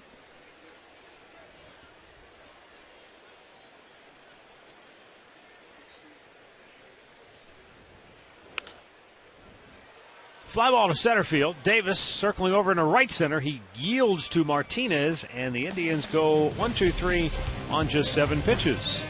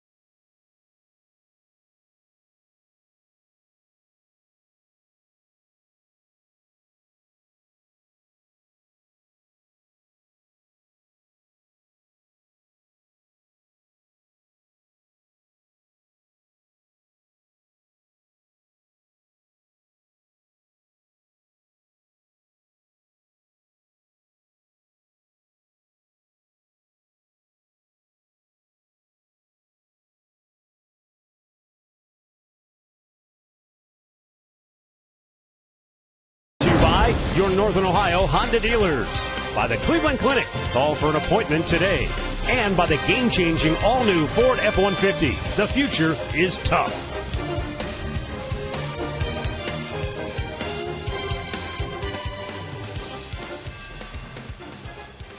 We head now to the 5th inning with the Indians in front 3-0. Carlos Carrasco has gone through the lineup twice. I beg your pardon. He's gone through the lineup once, and he's halfway through the second time. He has 15 swings and misses out of his 58 pitches thrown now. He's thrown a lot of strikes, 41 out of 58. Yeah, ahead of a lot of the hitters. Expanding their zone, making them swing at his pitch. He has worked both sides of the plate today very well.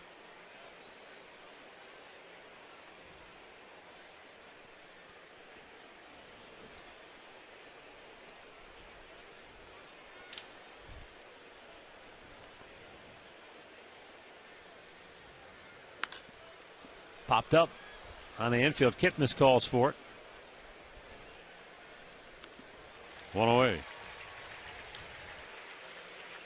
Baseball's best players gather in Cincinnati next month for the Midsummer Classic with home field advantage for the World Series on the line. Coverage of the 2015 MLB All-Star Game begins July 14th at 7 Eastern on Fox and streaming live on Fox Sports Go.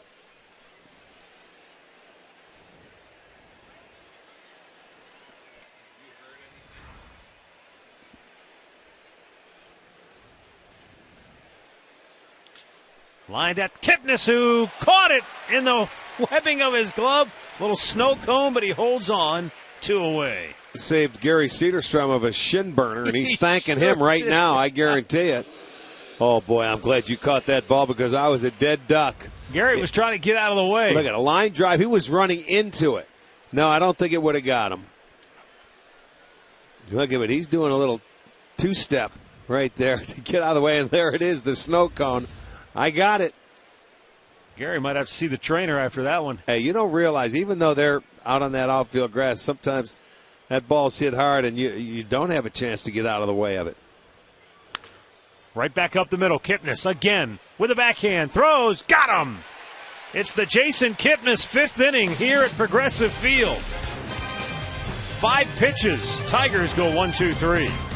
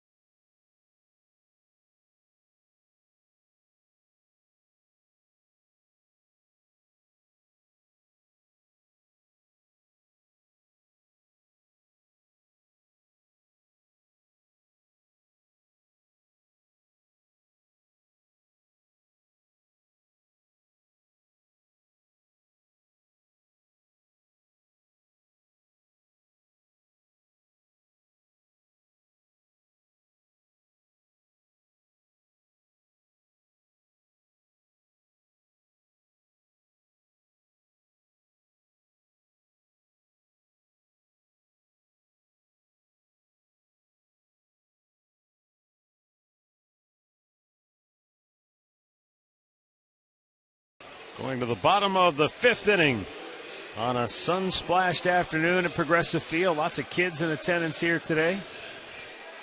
Speaking of kids, happy birthday wishes go out to Bus McFarland. down in Naples, Florida, watches all the games on TV, formerly of Chagrin Falls, celebrating his 82nd birthday. Well, Bus, happy birthday. Got a nice note from his kids and his grandkids and his great-grandkids. They asked us to wish him a happy birthday, and we're happy to do it. Indians trying to deliver a win on Bus McFarland's birthday.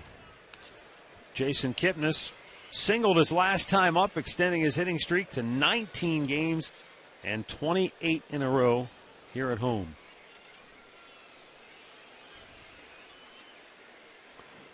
Longest streak in the AL this season.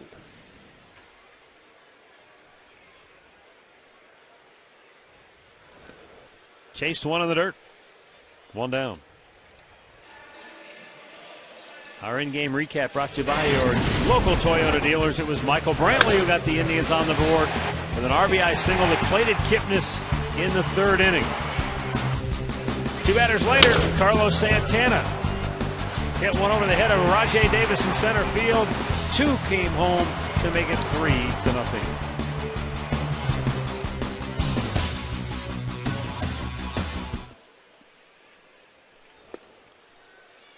Francisco Lindor walked in the first, singled in the third.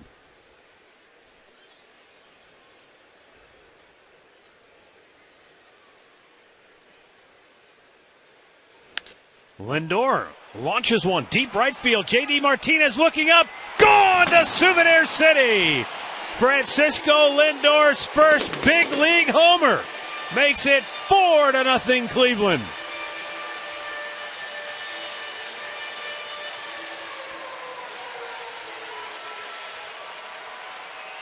Well, he put a nice short swing on that ball.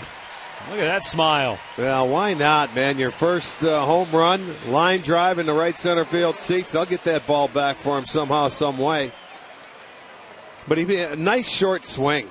That ball had some carry. You watch J.D. Martinez just turn around and look at it, get into the seats. There you go. That makes it a 4-0 ball game. Add on. Beautiful.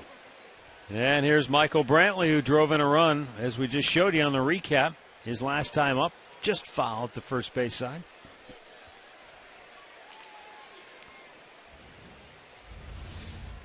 Had a swing at a changeup before, but that one looked like a nice fastball out over the plate. And watch how quick the hands get to the ball. And there's Martinez that gets into the seats.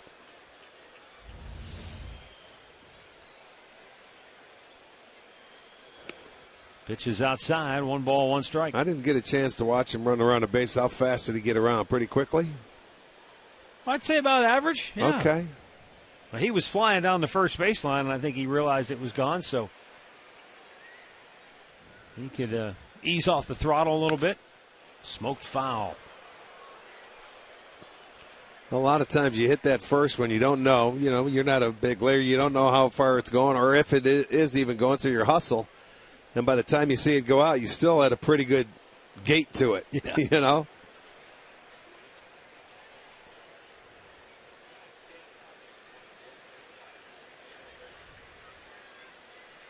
One-two pitch. Well, plus back, early in your career, even established guys, it was disrespectful to Cadillac it around the bases. You might get your teammates hurt. You know, in terms, it was Murph tells me it's 19 seconds he got around on. So he had a chance to break it down a little.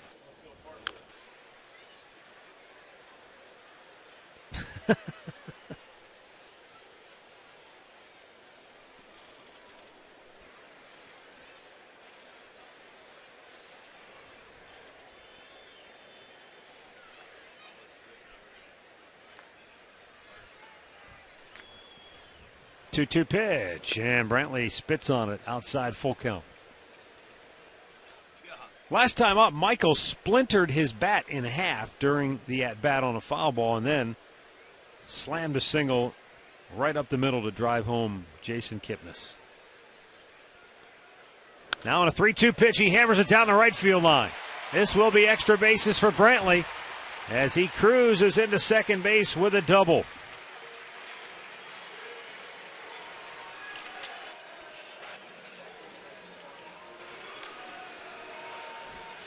Well, the Indians with 3 extra base hits now. Brantley gets on top of the fastball out over the plate, drills it down into the corner.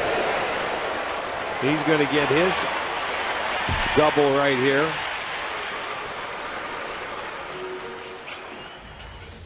Number 22 for him.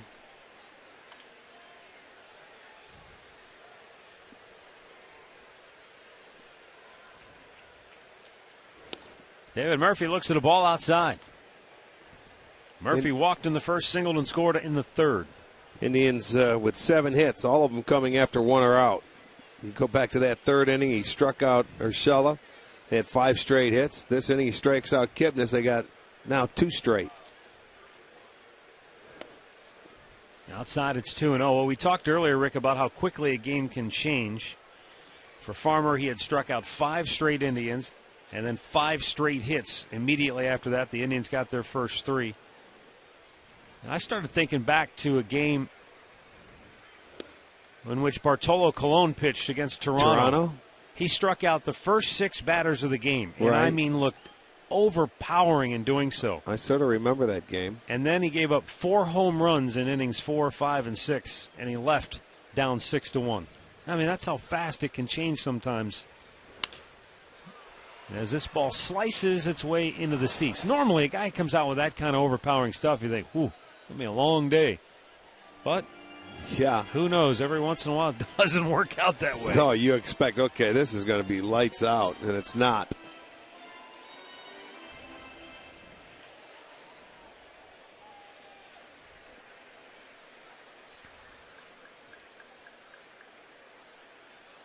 Second time today, the Tigers have had stirring in the bullpen, but nobody throwing yet.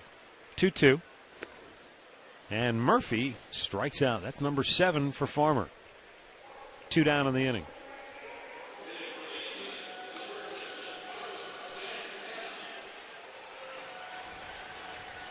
Up comes Carlos Santana, who knocked in a pair with a double in the third.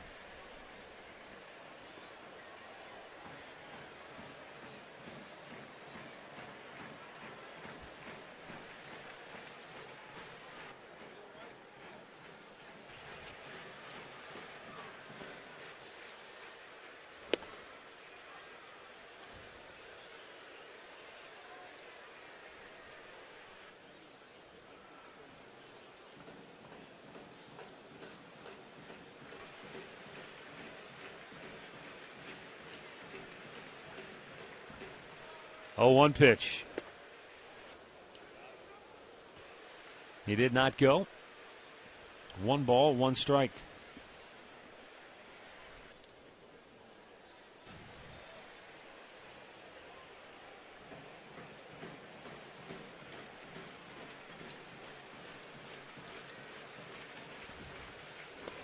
Santana swing and a miss. It's 1-2.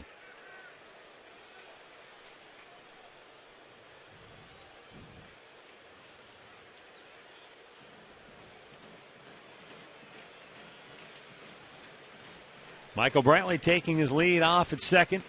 Iglesias keeping an eye on him from short. Way outside, 2-2. White Sox lead Minnesota 1-0. They're in the third inning at Target Field. Blue Jays and Rays are scoreless in the 7th. Tampa Bay has been no hit through 6. 2-2's popped straight up. Third baseman Castellanos in foul territory, makes the catch. And that'll end the inning. But Francisco Lindor, his first major league home run, as the Indians sitting pretty 4-0.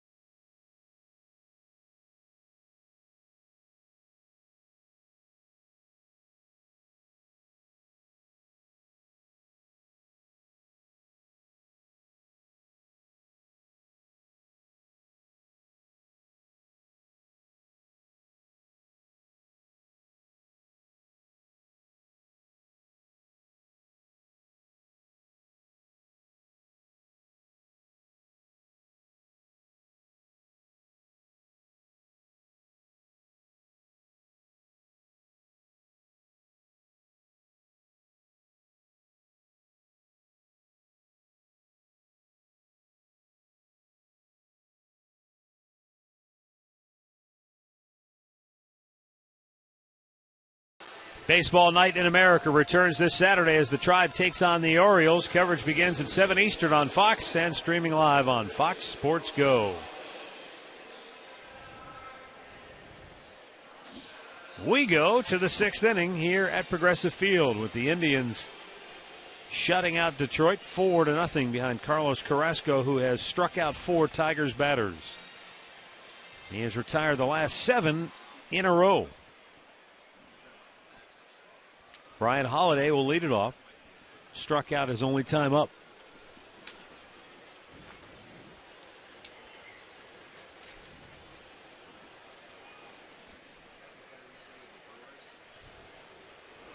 You know what just struck me as odd? Talking about that game that Bartolo Colon pitched, he's still pitching. Yeah, scary.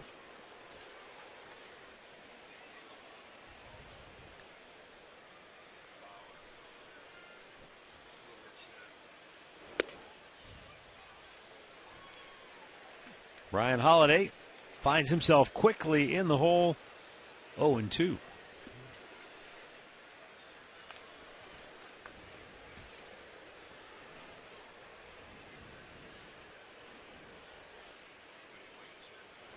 Swung out and missed. Carrasco has his 6th strikeout of the game. Well, Carlos has been out there, and he's been dealing from the outset. Had the 1-2-3 first inning, and he's had a great slider, and he's been getting a lot of swings and misses. Pitching ahead in the count, working both sides of the plate. He has walked 1, but struck out 6, allowed just 1 hit. That was a Romine double over the third base bag.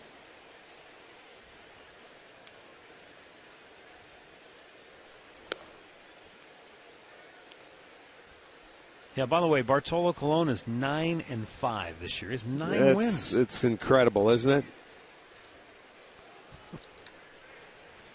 You talk about control and being able to throw your fastball for a strike. He throws the highest percentage of fastballs in baseball. Well, if you'd have gone back to, let's say, when was he a rookie? 98, 99, 2000, in those early years of his career, if you'd have said, this guy's going to be pitching in 2015, you probably would have said, nah, not him. Well, you look at him and you see his body, and you're saying, how is he still pitching? And there's no way this guy's going to last with that frame of his.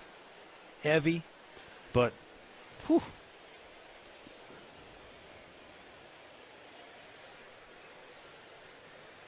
Two on pitch.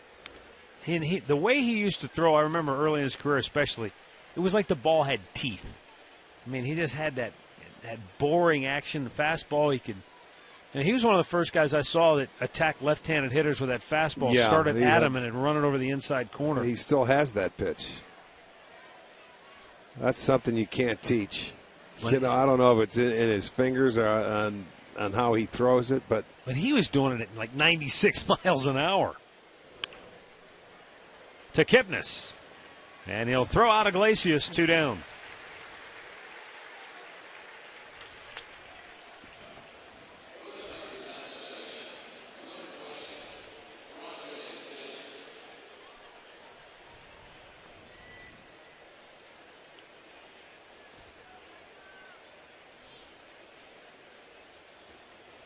Rajai Davis, 0 for 2.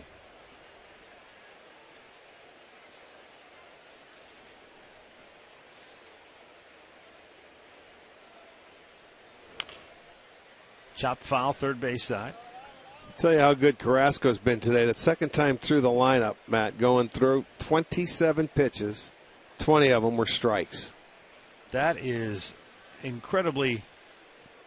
And the big pitch was the pitch he made back in the third inning on this guy, first and third, and got the double play ball. 6-4-3 to Rajai Davis. 70 pitches on the day. Well, it's aggressive, but it's also efficient at the same time. Yeah. To center field, that's going to drop for a hit. Snaps a string of 9 in a row retired by Carrasco.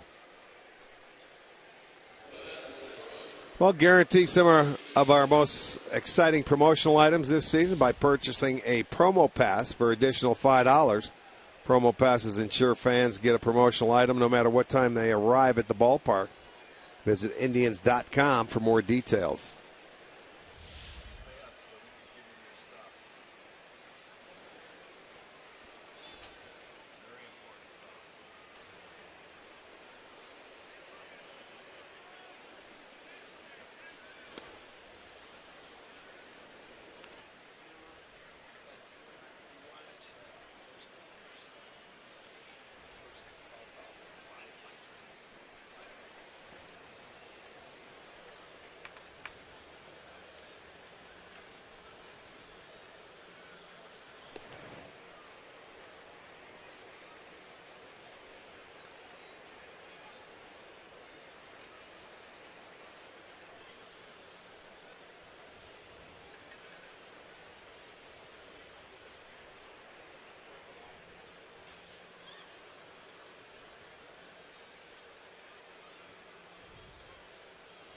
Swing and a miss.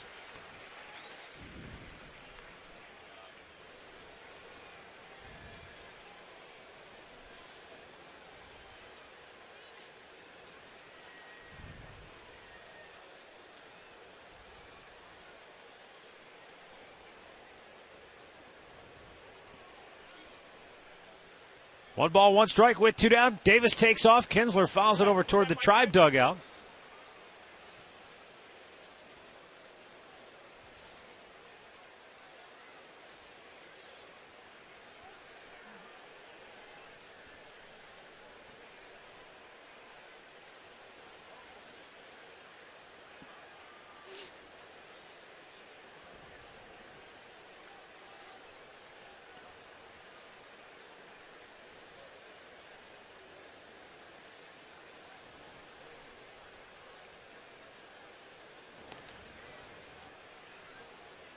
What's the proper etiquette on a foul ball if you're Andre? Do you drop the microphone to protect yourself, or do you use the microphone to fend off the ball? I would use the microphone. I wouldn't drop it. I would always defend myself, especially with Andre's hands. Well, it depends what kind of topspin is on it. I actually have good hands, Arch. You do? Well, if I have a glove on, I'm a lot better. I'll put it that way. Why don't you bring yourself one down there? Well, Sandy Alomar's already messing with me. He told me I need a cup after today. You need more than a cup. You need a mask and a chest protector, too. Shin guards would be good. Yeah. I think I'm going to bring all that to Baltimore, so I may need an extra bag. You know, that's okay. Today's been an extra. Yeah, you had a lot of action over there today. A lot of action. So much so the Swish told me to move down a little bit to get away from him. Here's a 1-ball, 2-strike pitch to Ian Kinsler. Davis not running this time. Kinsler sends one to center. Bourne back a few. And Carlos Carrasco cruises through yet another scoreless inning.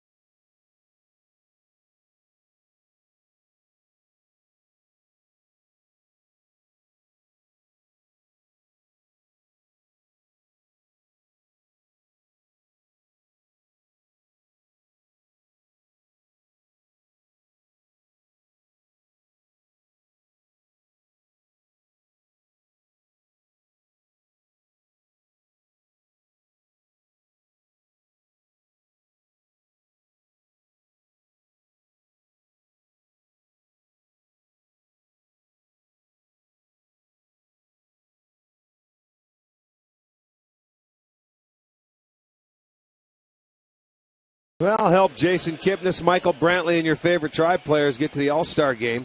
Voting is online this year, and you can vote up to 35 times. So visit Indians.com and vote for your Tribe player.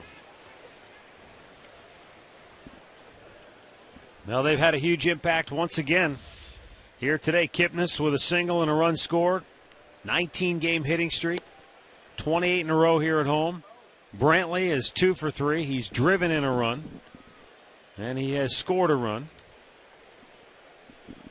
Brandon Moss leading off here in the bottom of the 6th. 0 for 2 on the day. Takes down low 1-1.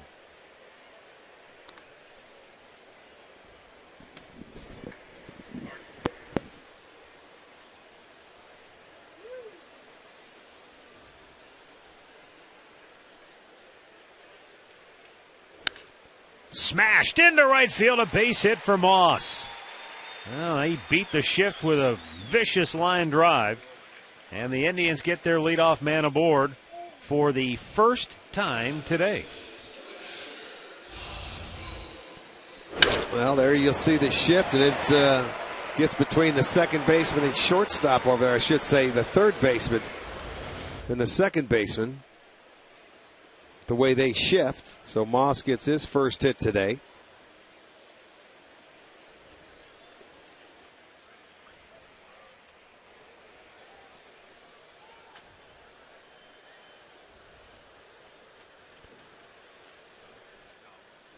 Yan Gomes lifts one, fouled on the right side, out of play.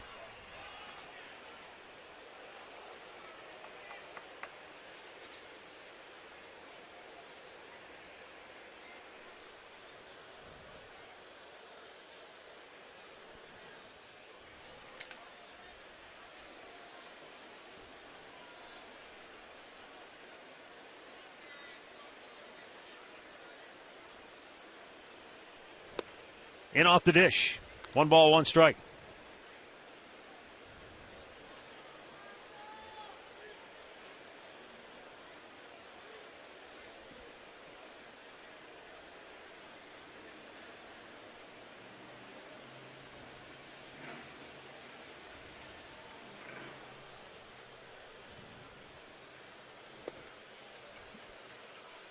Gomes down on the count, a ball and 2 strikes.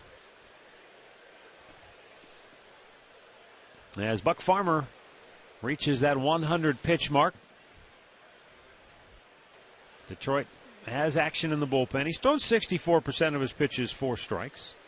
Boy, you wouldn't have guessed it by the first inning where he walked a couple of guys. He was all over. And look, here again, this goes back to perspective is sometimes skewed when you don't score. Yeah. Any other game he pitches against the Indians this year, probably, with the exception of a couple, he'd be probably still pitching with a lead. Yeah. That's how many runs the Tigers have scored consistently against Cleveland. But Carrasco has stepped up and shut them down. Yes, he has. That's a good point. Changes the whole outlook. 1-2 delivery. Popped out of play. And for Carlos today, it started with the first inning. A 1-2-3 first inning. It's the first time the Indians have done that in the first inning against Detroit this year.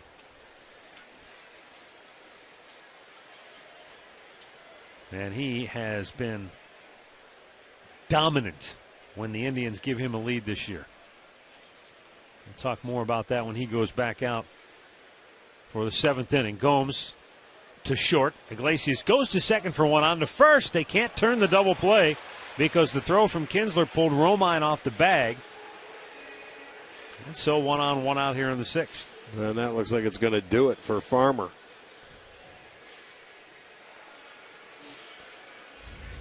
They turned it quickly, but the throw is offline, and Romine has to come off the bag. He's not going to be able to make the tag, so Gomes is safe.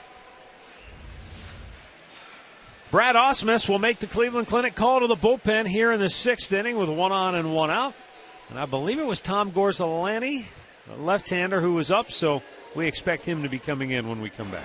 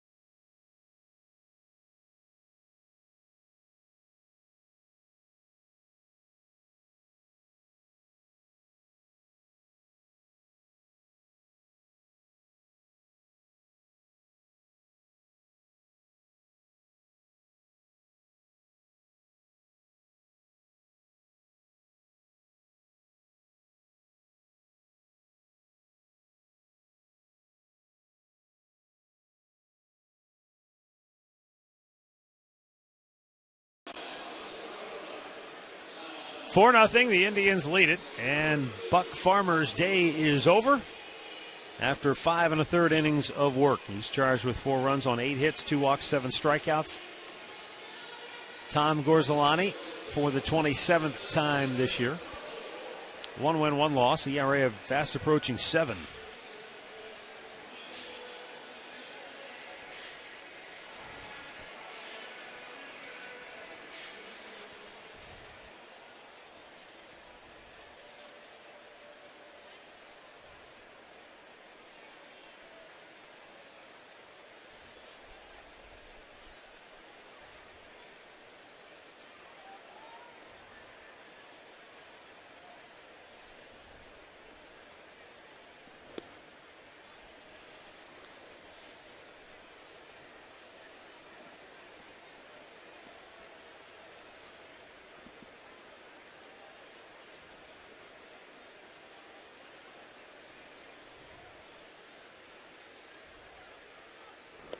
Way outside.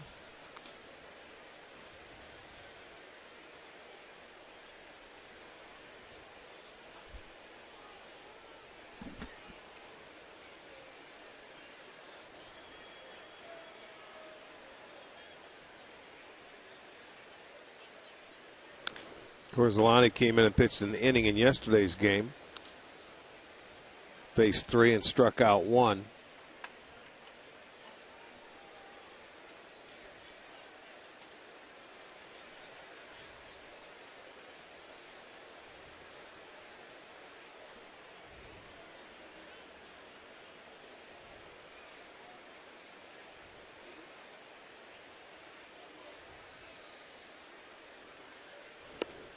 Bourne cuts and misses, and that is out number 2.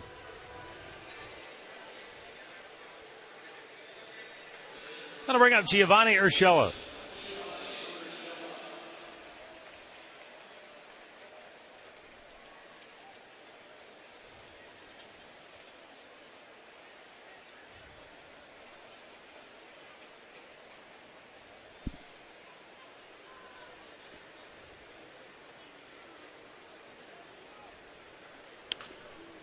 Ripped foul by inches, I guess. Right over the bag at third in front of Castellanos, but Eric Cooper right on top of it, immediately signaling foul ball. He was backing up trying to keep his balance before he could, signal it foul. Ooh, look at him. He is, no, hold on. Now it's gone the other way. That was really close to getting over part of the bag. Yes, it was.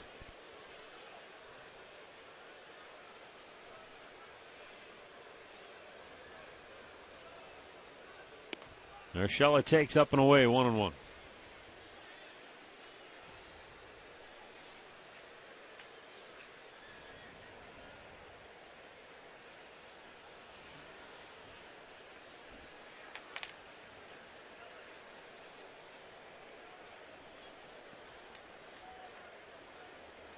Swung out and missed.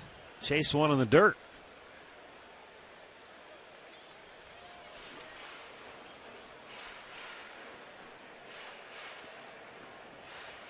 Indians on top 4-0 here in the last half of the 6th inning.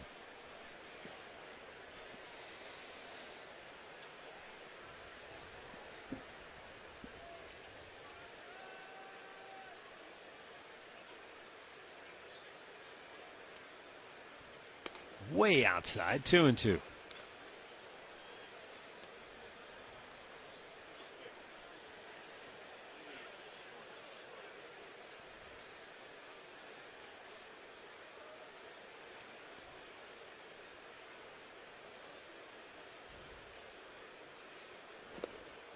Urshela wouldn't chase this time, too. Full count now.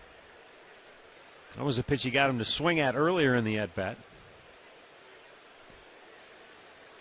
Fool me once, shame on you. Fool me twice, shame on me. Yeah, once you swing at it, you should be able to lay off. I know sometimes it's awfully tough. And the payout pitch is fouled out of play to the right.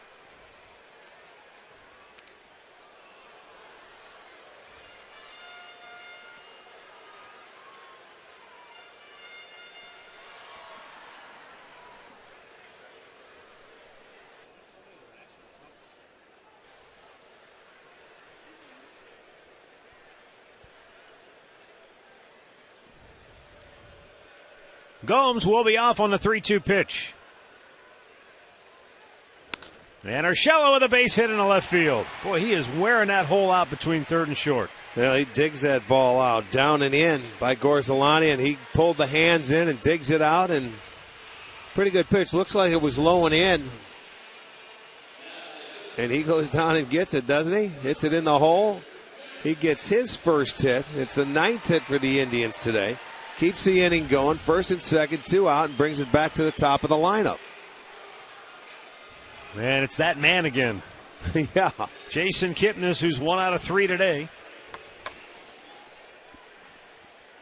The American League leader in batting average, hits, and a host of other categories as well. One more hit would give him 100 on the year, so why not get it here in another multi-hit game, which would be 29.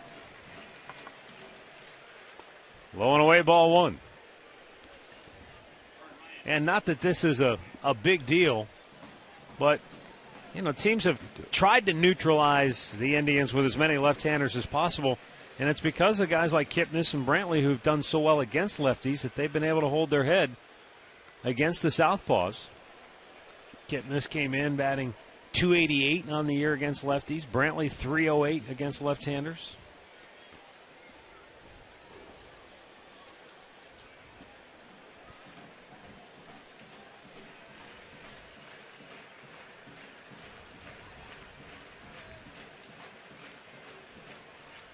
The 1-1. Way outside.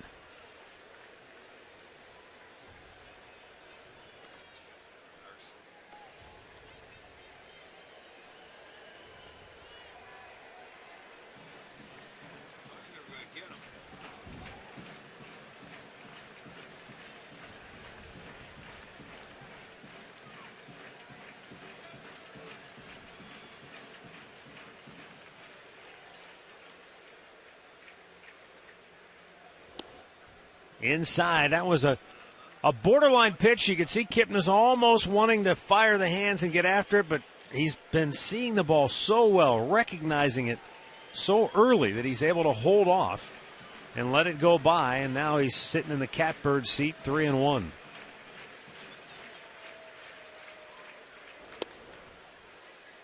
Taking that breaking ball all the way. Wasn't looking for that, looking for a fastball to hit, didn't get it. So he spit on it. That's what you do. If you don't want it? Don't want to spit on it. You're looking for something else. You still get one more to go. Now the runners will be off on a 3-2 pitch. Low, ball 4. And the bases are loaded for Francisco Lindor, who homered his last time up. And out comes the pitching coach, Jeff Jones.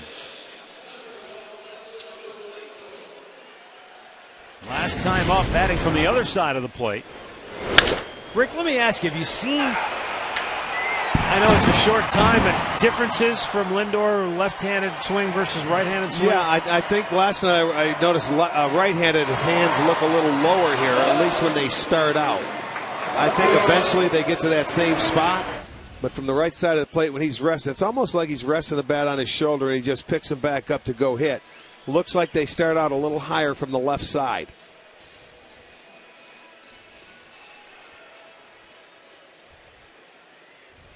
And that could be a comfort zone because you know he swings more from the left side of the plate, and he needs that starting point getting over to the right side. So watch, he lands it right on his shoulder, and then he'll pick it back up. It'll go back as the pitch is coming. And he gets it into the hitting area, where on the left side, I think they start out a little higher and they go up.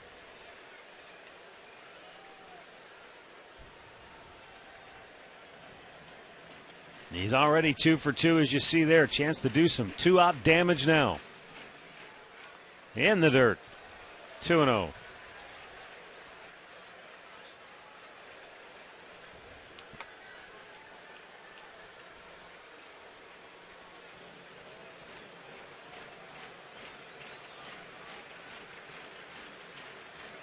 Indians everywhere you look. Well, it's been the top of the lineup that has done all the damage today, so let's see if they can continue that. Outside 3-0. Add on right now in the bottom half of the 6th inning, even though there are 2 outs. Santana had a 2-out double back in the third to help him get the 3 runs there. Well, you figure as a rookie, he's taken all the way here 3-0. No question. And it's up and away, ball 4. Lindor with his second RBI of the day. A bases loaded walk forces home Gomes to make it 5-0 Cleveland. And that is that for Tom Gorzelani. He lasts 1/3 of an inning, gives up a hit, and walks 2. Did strike out a batter, but he'll be leaving. And if I understand this right, the guy who started the first game of this series, Kyle Ryan, will be coming in out of the bullpen. We'll let you know when we come back.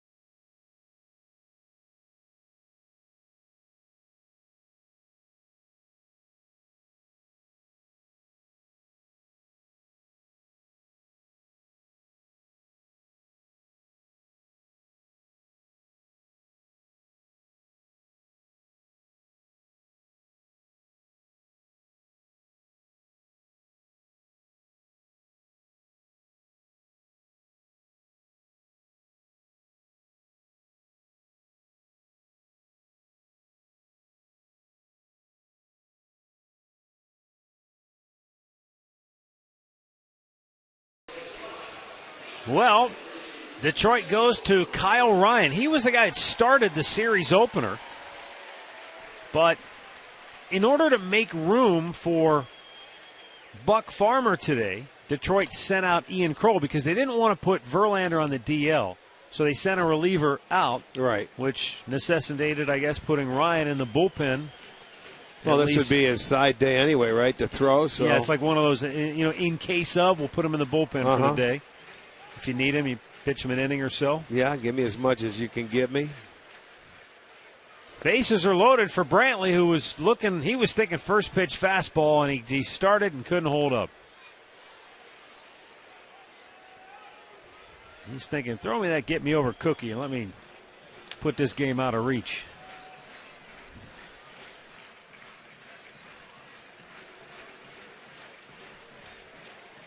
Urshela at third, Kipnis at second, Lindor at first. This breaking ball's popped up. Castellanos in foul ground.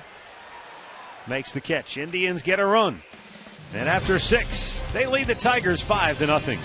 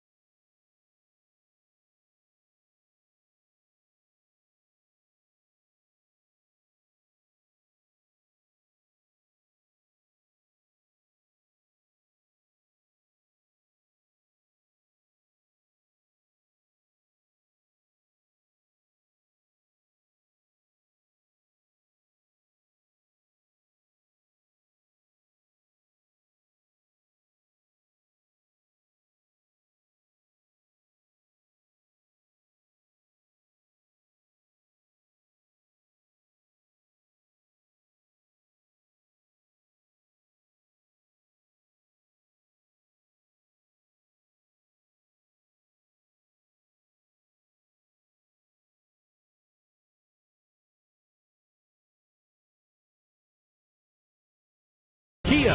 Visit mykiacleveland.com to learn more. By Levin Mattress, located in all Levin furniture and freestanding locations. And by AT&T Uverse, has more channels on the go than cable.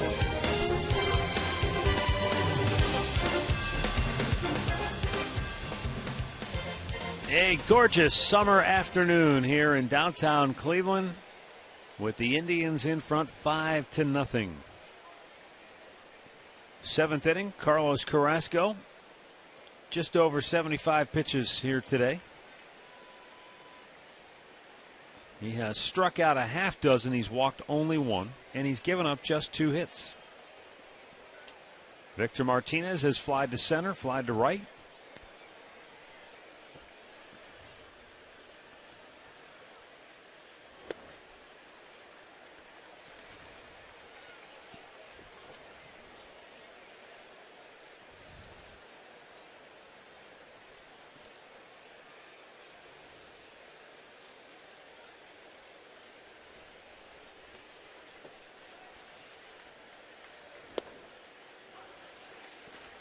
Boy, here we go again, another 0-2 count.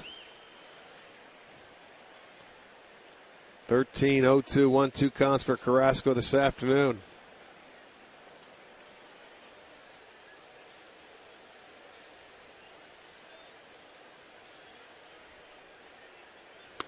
Up high, and that's a ball and 2 strikes.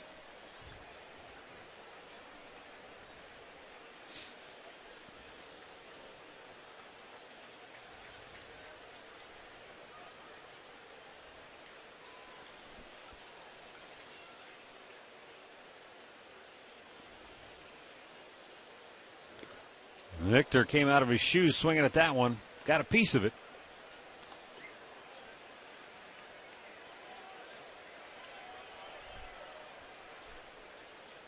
Usually when he's locked in, he stays back and he's just so fluid. Yeah. Every once in a while you see him, it's almost like he gets up on the balls of his feet to go swing at a pitch. Well, and when he gets to 2 strikes, if he wants, he can take it to left field easily. He'll try and turn on it early. Jammed him. Nice sequence there. 1 away. Yoenis Cespedes 0 for 2 so far today. He has struck out twice, but he tortured him in the first couple of games of the series. What's the game plan as we get on to Andre? Well, the game plan, in talking to both Danny Salazar, who pitched last night, and Cookie Carrasco today, is they said, he swings at about everything, but he's a little bit like a left-handed hitter. If you leave something low and you make a mistake with him, he drives it out of the ballpark. So they said they have to attack him high and above the belt and then go away with the slider, but you got to get it in the dirt because he can drop his hands. And they said it reminds them of pitching against certain lefties where the hands just naturally drop that way. Good point. He has. Most hitters have a tough time catching up to it above the belt. But he'll put a good swing on it, and you'll say, "Oh man, I got away with one there." That's really where you got to attack him, is upstairs. And when you prove you can go upstairs, then you can bounce it or go down out of the zone, and he will chase after it. But you miss, and he can hurt you.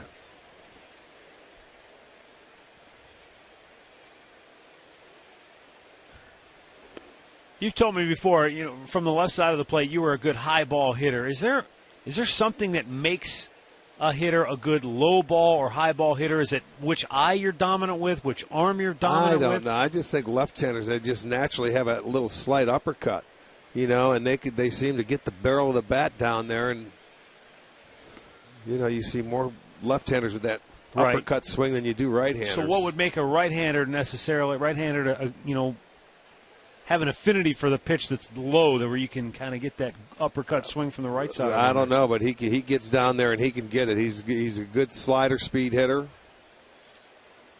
Has to have something to do with your eyes, don't you think?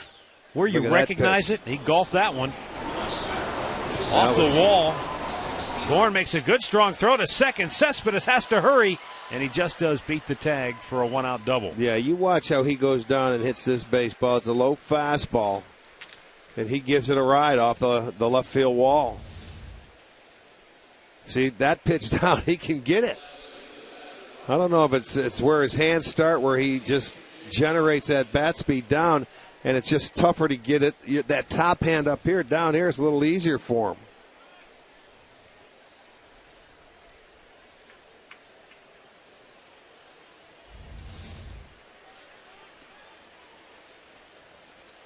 Cespedes, he's been stretching a lot since he went in there. I almost wonder if maybe trying to leg that out.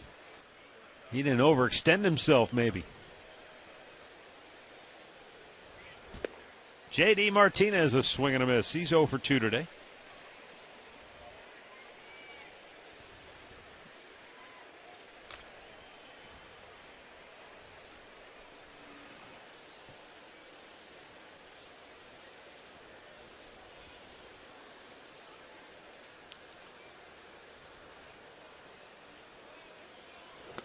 Oh, he waved at a ball.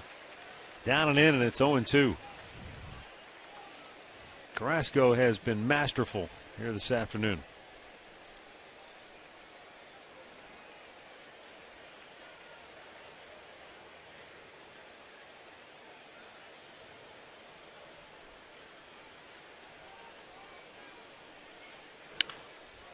And he golfs one deep to left. That's headed for the porch and gone.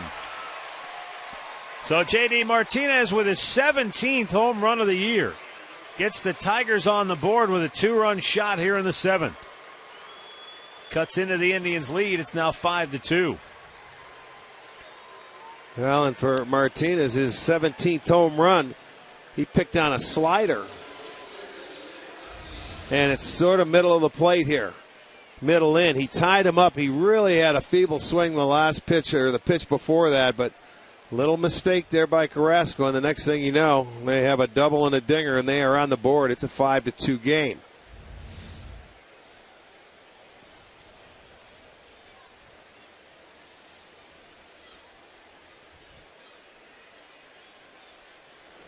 Swung on and missed by Nick Castellanos, who's 0 for 2.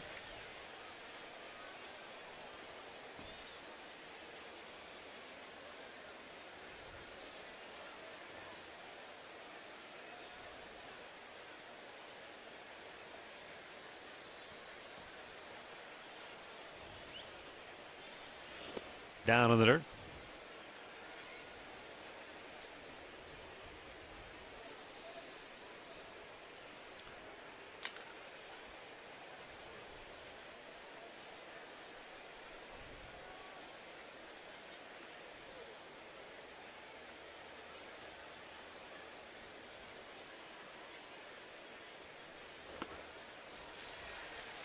One ball, 2 strikes. He's been inside to a lot of these hitters today, and you know he's really kept them honest. That was a 2-seamer inside. Castellanos couldn't catch up to it.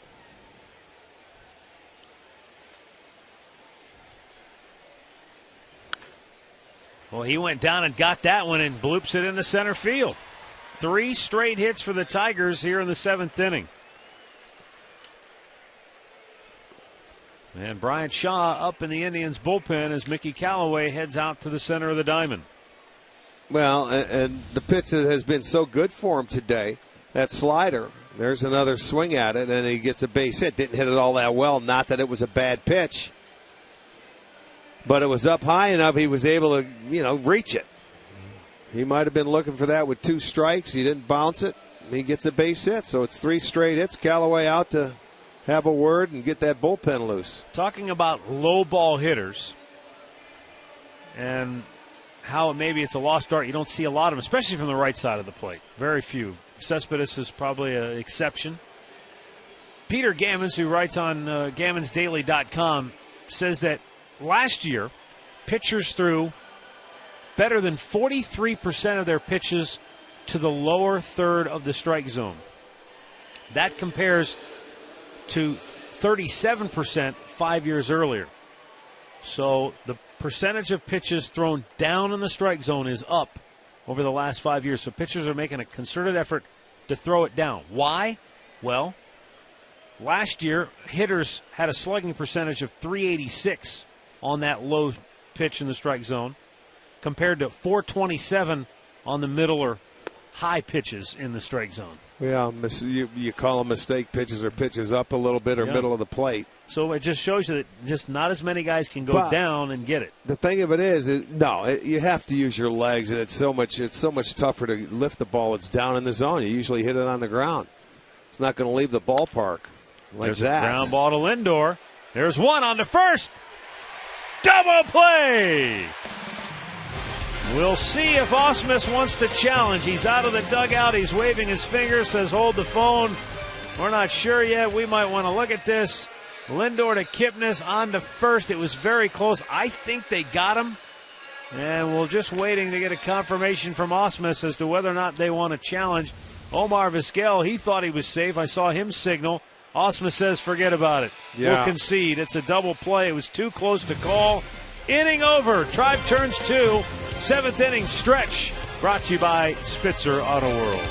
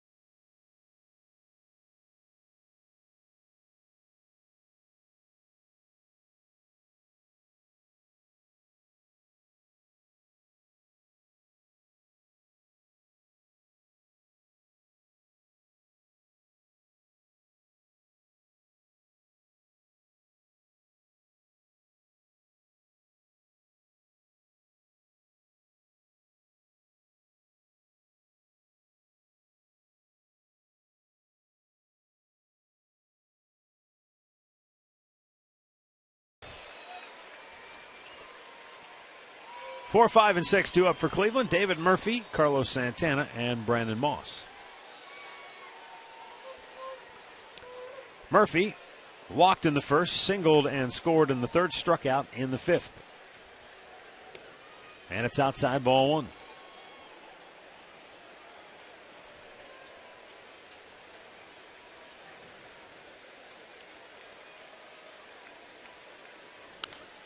Murphy pulls it foul.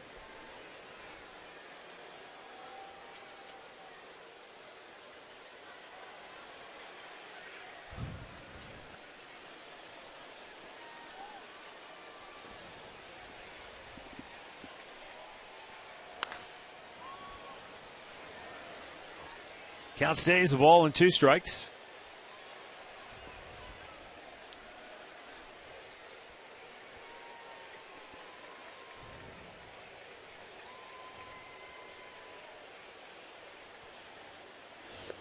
Out on the dirt.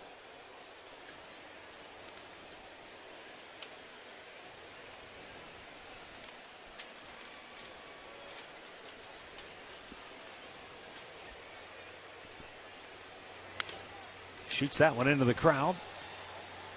You know, Murphy hasn't had many at-bats against left-handers, only 6 this year, but he's 2 for 6. Getting a chance here. Normally he puts Rayburn in, but strikes him out. 1 down in the 7th.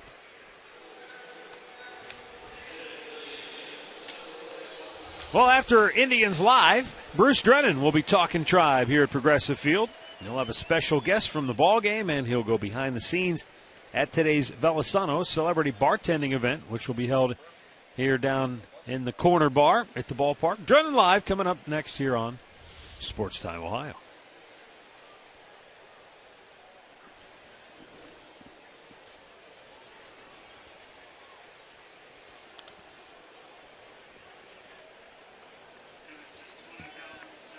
Santana struck out in the first.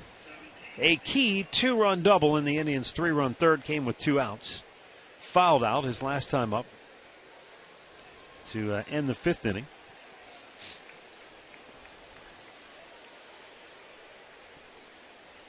Carlos Carrasco.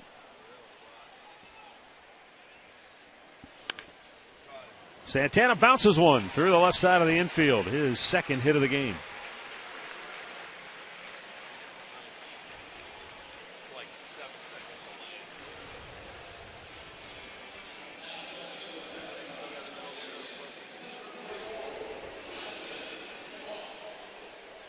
Brandon Moss is 1 for 3 here today. He had a base hit last time up.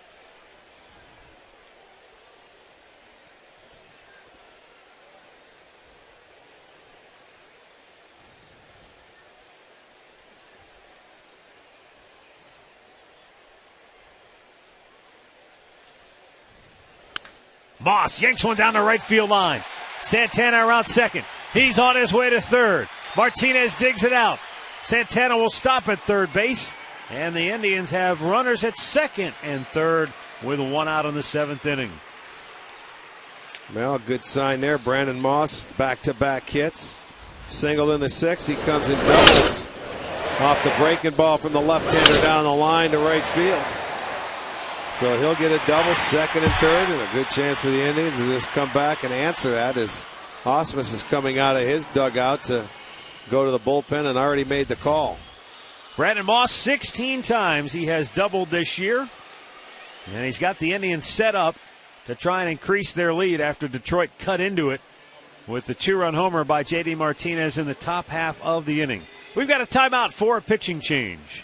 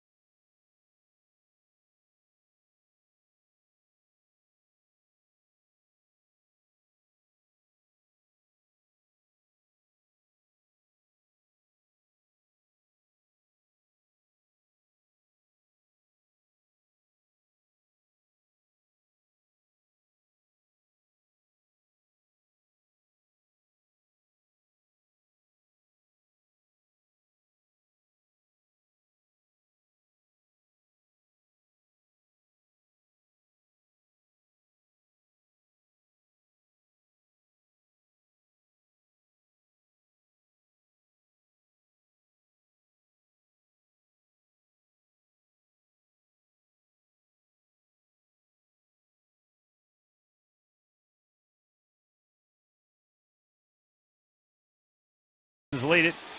They've got second and third with 1 out.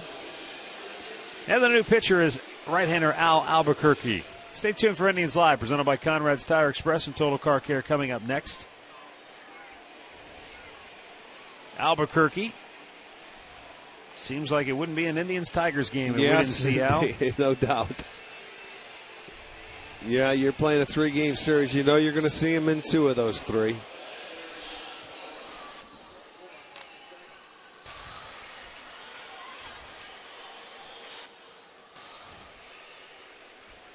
Well, he's coming on and trying to hold this and keep it a 5-2 game. The Indians have a chance to come back and answer that 2 spot that they put on the board and take everything away from them, all the momentum. Infield's playing in.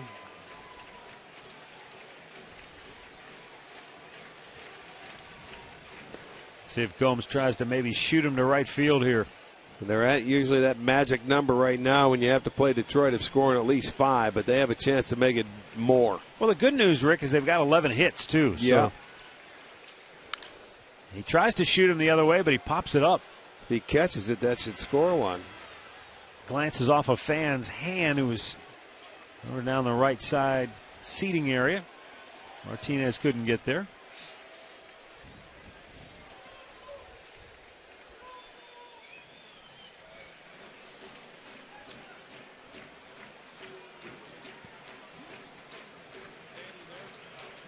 Yan Gomes in the hole, 0-2.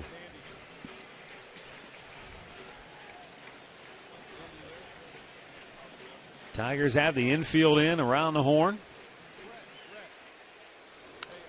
Fouled right back.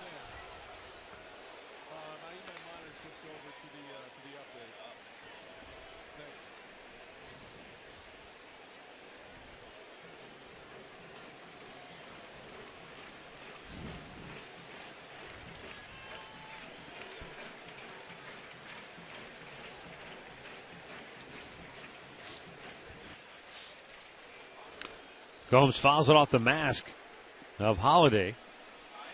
And it stays, no balls, 2 strikes.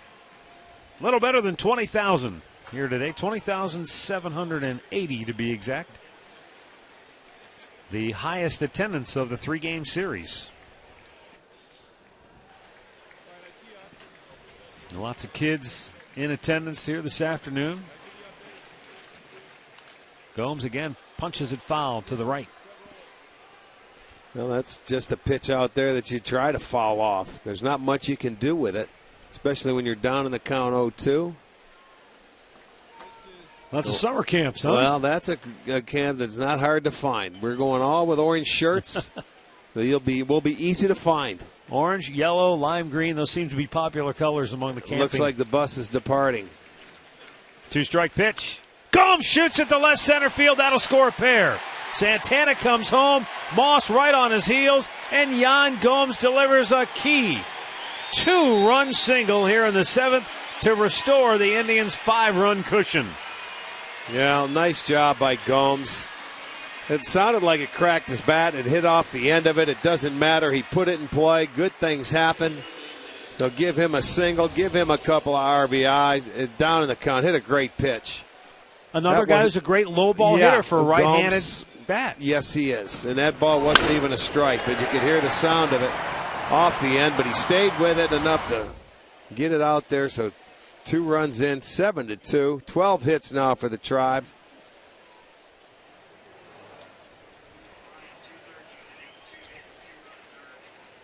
Michael Bourne 0 for 3 on the day.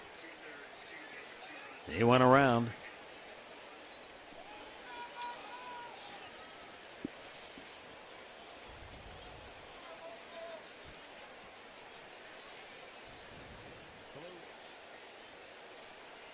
One.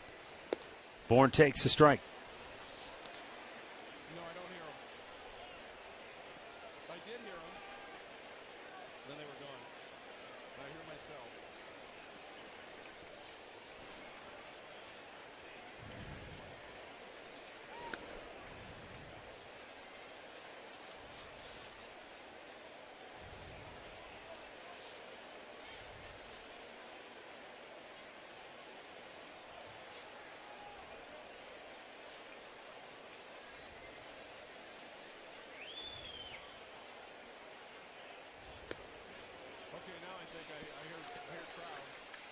Bourne has come back to work the count full, and Holiday goes out to chat with Albuquerque.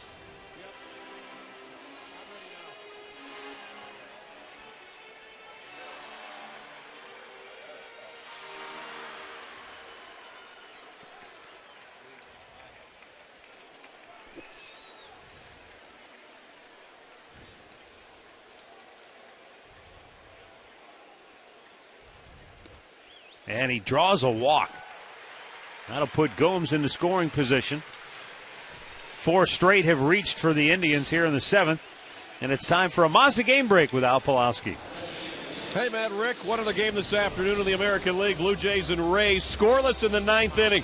Watch Josh Donaldson here in the 8th inning go into the stands, lay out to make the catch. Unbelievable. We're still scoreless. Back to you, Matt. Wow.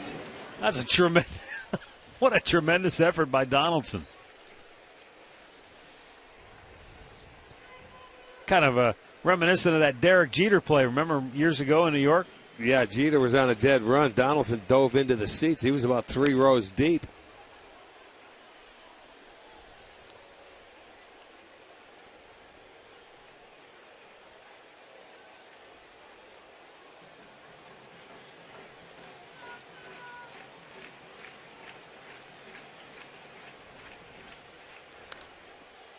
Fouled back by Urshela.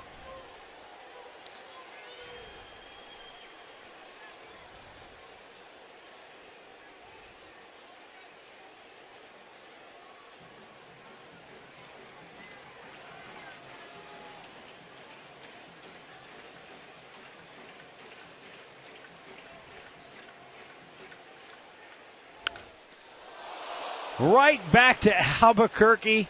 Are you kidding me? A tailor-made double play ball on a liner right back into his glove to end the inning. Urshela says, I was robbed. Indians do score 2 and lead it 7-2.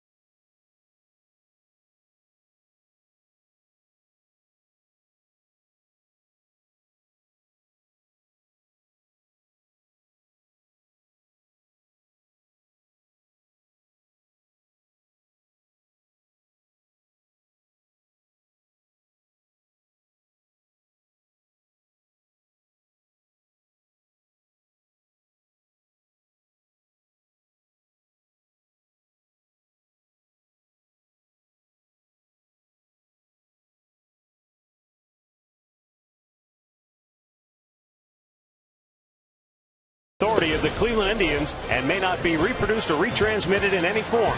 And the accounts and descriptions of this game may not be disseminated without the express written consent of the Cleveland Indians.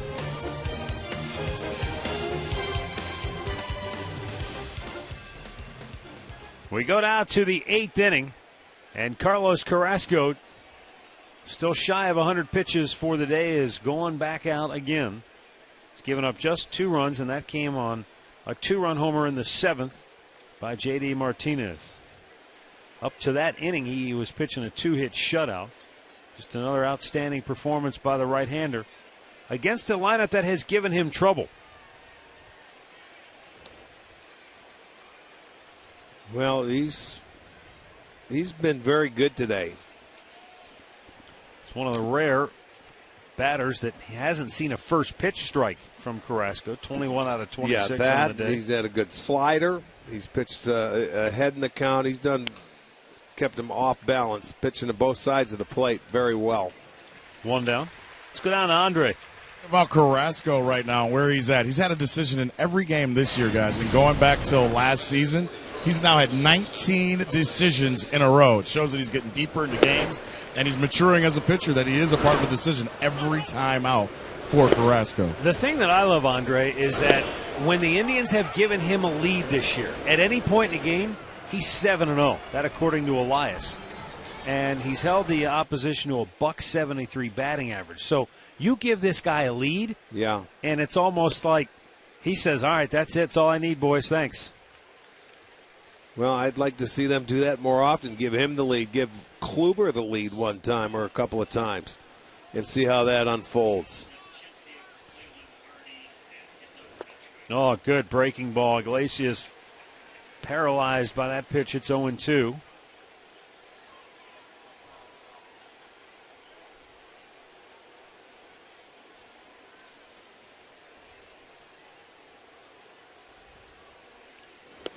Strike 3 called. Carrasco rings him up for his 7th strikeout of the afternoon.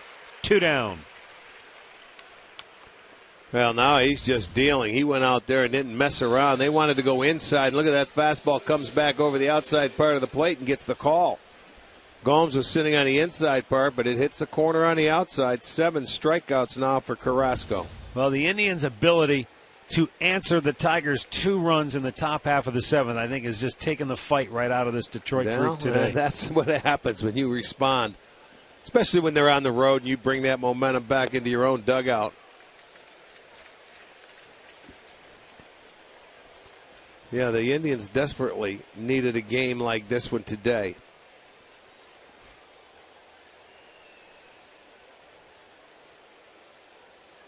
Swing and a miss, and Davis is down 0-2.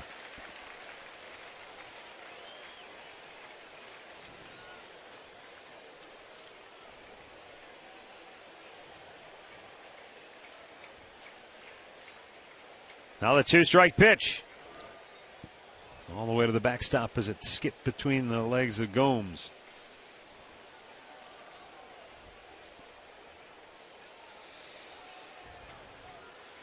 That 5-pitch 5th inning probably is what has enabled him to get deep into the game.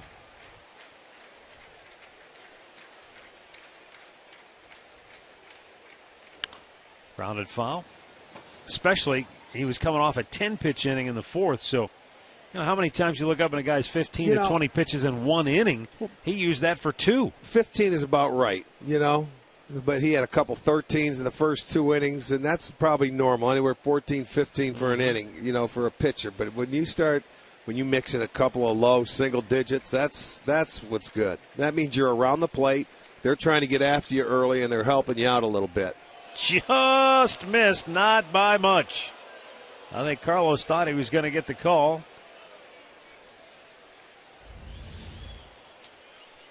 You'll see it going in there, and it was close, awfully close.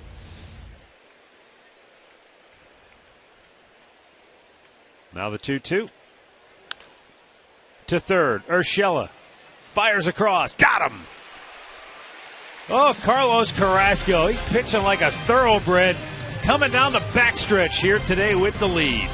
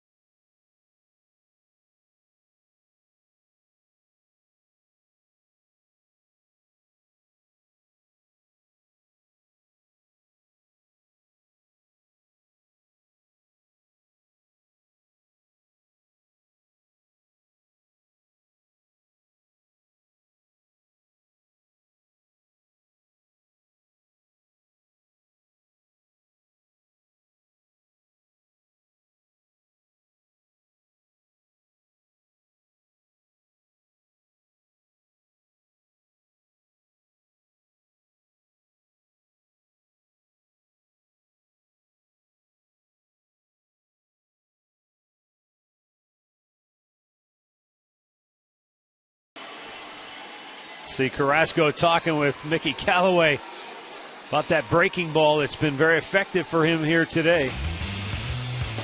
It's Miller time, brought to you by Miller Lite. On this day 5 years ago, closest I've ever come to being in an actual tornado. Yeah. That was the most wicked storm. This was in Philadelphia, and this was during a day game. So that's what it looked like at about this time in the afternoon. It looked like midnight. The skies turned black. We felt like we were in the Wizard of Oz, didn't we? Yeah, watch that vehicle on the corner of that tarp down there when they get it tethered down a little bit. Then that starts to move. It was unbelievable.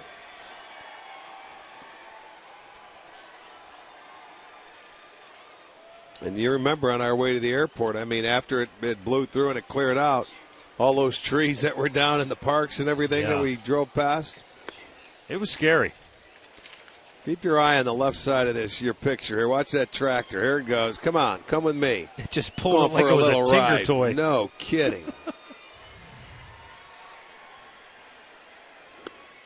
Jason Kipnis takes up high, 3-0. Blaine Hardy, third left-hander to pitch out of the bullpen today.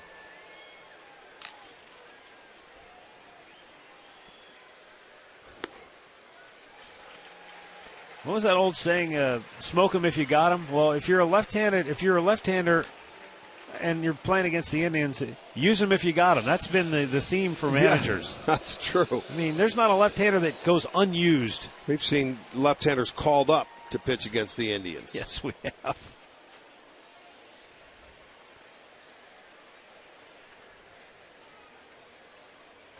Francisco Lindor, he's had a heck of a day. A single, his first major league home run, bases loaded walk to drive in a run back in the 6th inning. He's been on safely all 4 times today.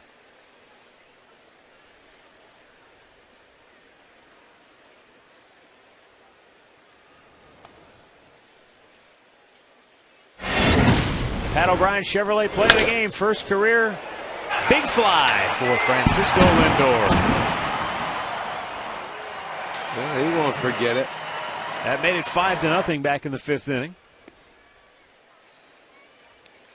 Or, I'm sorry, that made it 4-0. His bases loaded walk made it 5-0 in the 6th.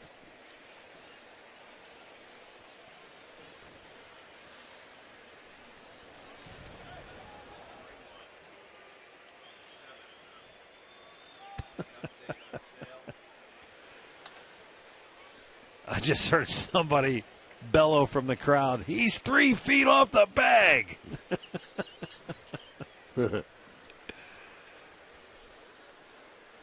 There's a tapper by Hardy. And what quick hands by Iglesias to retire his counterpart Lindor.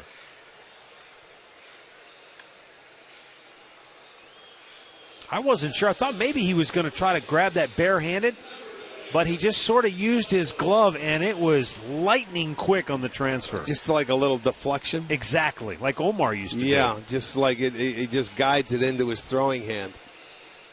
Just sort of redirected the ball midair. You don't catch it. Right. Yeah.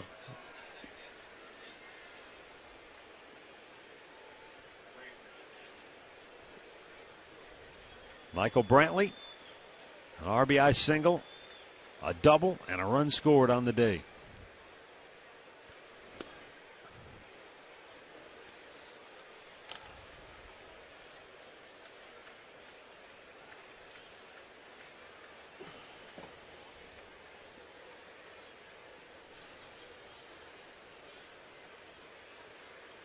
I would almost think that by the time the Indians get to the All-Star break, the left-handed hitters in this lineup have to be numb to facing left-handers. It's like whatever. It's like, a comfort zone. It's it like comes. we face so many of them. Well, there's nothing wrong with that. If you're a hitter, then you'll make adjustments and you'll hit left-handers. Yeah. It'd be one thing if all of a sudden you had some guy coming out of the bullpen and you only saw one every once in a while. Yeah. It'd be paralyzing for you. But well, now it seems like every team has a couple of them at least coming out of the bullpen.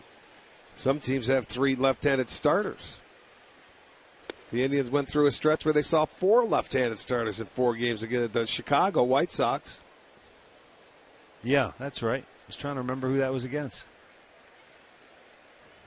And was it Seattle was 3 out of 4? Yes.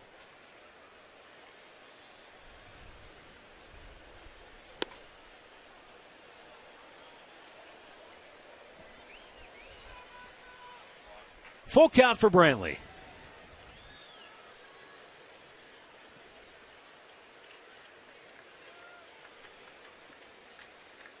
Yeah, numb wasn't the right word. Unfazed, I guess, is the term I was looking for. It's like, okay, whatever. Another left-hander. Yeah. That doesn't bother you. You know, you face him, you get used to him. Let's go. There's Ryan Rayburn, who will bat for David Murphy. And Brantley draws a walk. So the two left-handed hitters for the Indians have walked. The switch hitter Lindor was induced into a ground out. Now the right-handed hitting Ryan Rayburn. You know, and the last time he's pinch hitting for David Murphy, Murph came up to lead off the seventh and hit against the left-hander. And I think that's exactly why, after they made it a 5-2 game, he said, I'm gonna leave Murphy there in case they bring in another right-hander. Now they have a left-hander. You can use Rayburn. You have a couple guys on base. Mm-hmm.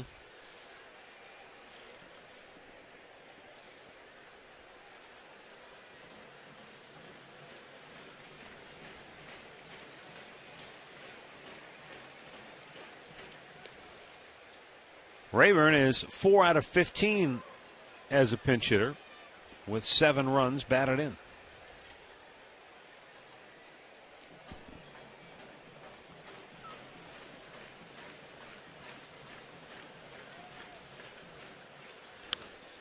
He shoots it to deep left field, and that's going to plate Jason Kipnis. Brantley coming in a third. He'll stop there. It's an RBI pinch hit double for Ryan Rayburn. 8-2 Indians. So the platoon continues to work. Bobby pinch hitting for Bobby, and he gets a double. It's a nice little spinner down the line. And for Rayburn, he is now 5 for 16 with 8 RBI. It makes it an 8-2 game.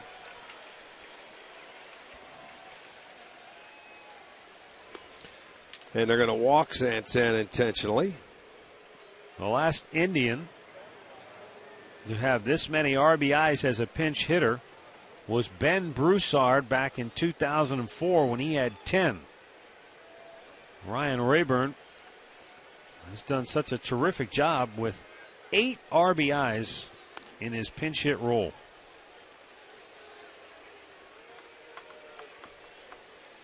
And as you said, Rick, between Rayburn and Murphy, damage they've done in the platoon role is one thing, but they've also been able to carry that over into their pinch hit appearances too. Yeah, they have. Well, you know, they know their role. They've been around. They've played, and it certainly helps. And it's been fun to watch for those guys. Brandon Moss is 2 for 4 today. He singled in the 6th. He doubled and scored in the 7th. Indians finally having some fun at the yard. And now they've got a chance to really blow it wide open. They're up 6 in the bottom of the 8th.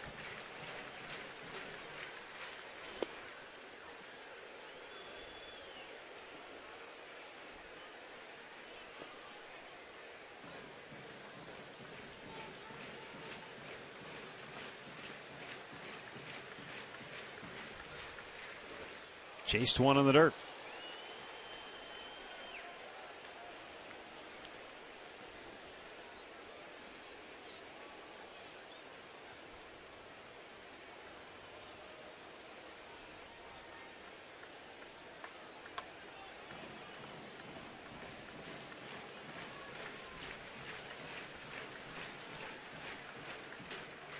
Slow breaking ball, and it's up high.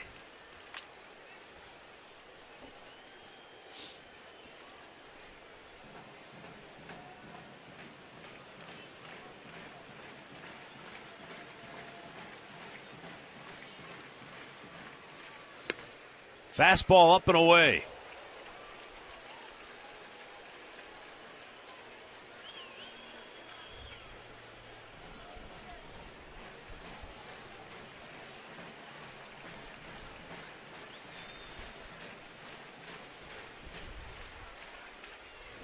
Another curveball upstairs.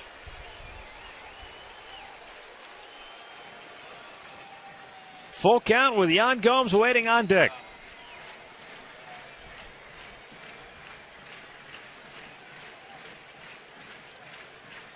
Payoff pitch. Strikes him out. 2 down.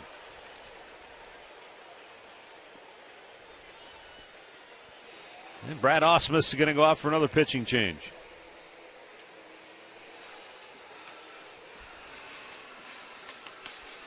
Blaine Hardy's made 26 pitches in the inning, but he evidently wants a right-hander to face Yan Gomes. So we've got a timeout with the Indians up 8-2.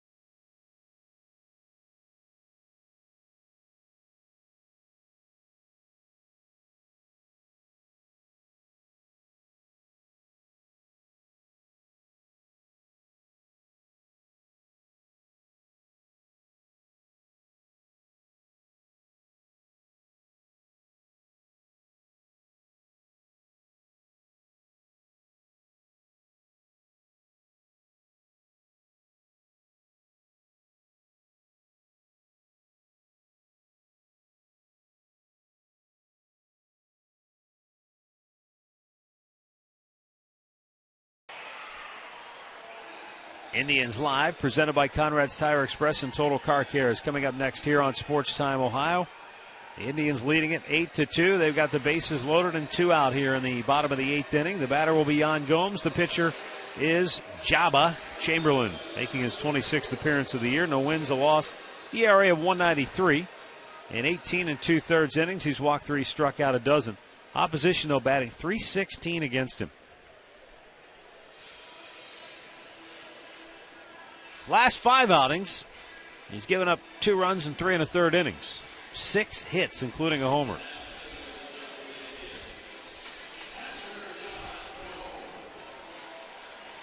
He was with the Tigers last year, but was a free agent in the offseason. And nobody came calling. And then the Tigers, on February 24th, so literally after pitchers and catchers had already reported to spring training, that's when the Tigers decided to bring him back for a second year. And a good thing they did, I guess. Well, yeah, the way it's been going, no doubt. But the Indians have a chance here to get to double digits today. Why not?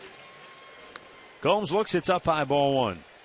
Yan delivered a big 2-run single in the 7th to restore order after the Tigers had cut the gap to 5-2.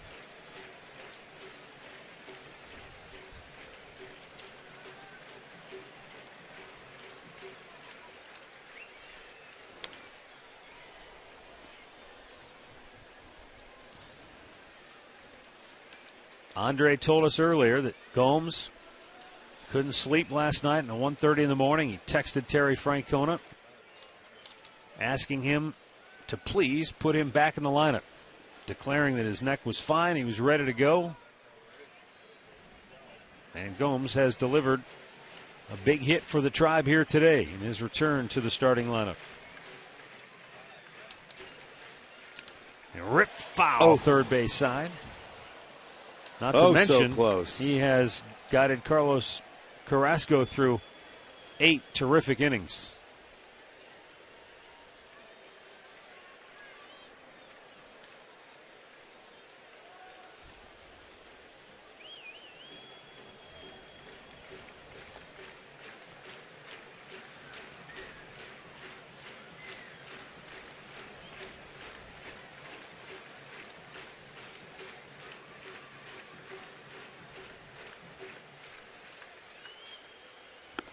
He checks, it's up high, and the count is 2-2.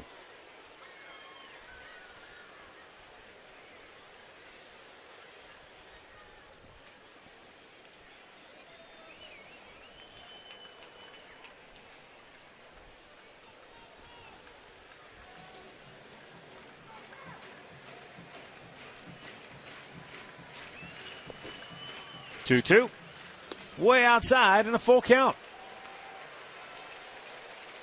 Moss had a full count with the bases loaded, struck out. Gomes with a full count. Only difference is the runners will be off. So if he gets a base hit, it's going to be a couple of runs in at least. He strikes out, inning over. Tribe gets another run. They lead at 8-2 as we go to the ninth.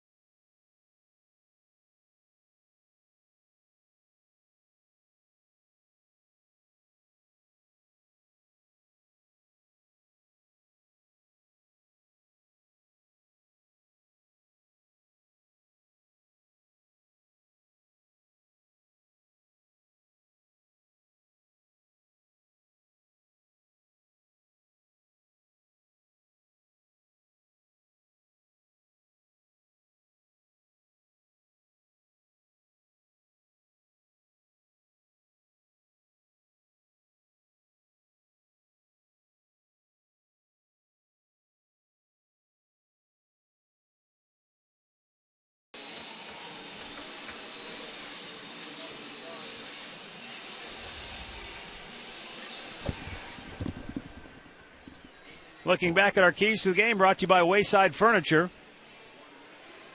Indians looking for a win, and they are looking good so far. And a quality start, they got that and more from Carlos Carrasco. They got a fantastic starting performance from the right-hander. Carrasco was unbelievable. 17 0-2, 1-2 counts, 11 outs on 3 pitches or less, 22 swings and misses today, and 12 ground ball outs for Carlos. So he was outstanding. He'll turn it over to Cody Allen. You know it's not a save situation, but he's got a pitch. You got an off day tomorrow before we head out on the road for 10, so Allen's coming on to try and get the last 3 outs here quickly. 2, 3, and 4 hitters due up for Detroit. Ian Kinsler, Victor Martinez, and Yoenis Cespedes.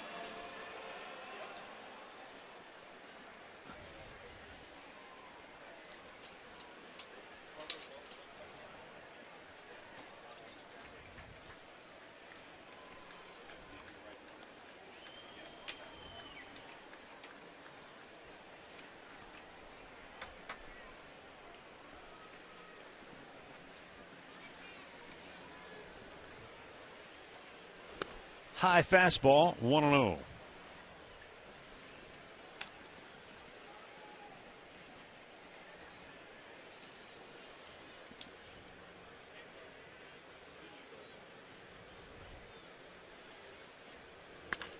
Bangs it foul.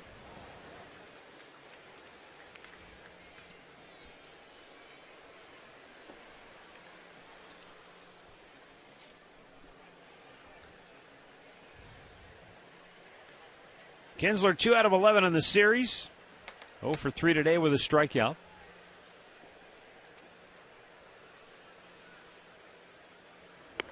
Cody Allen shoots it in there and gets ahead 1-2.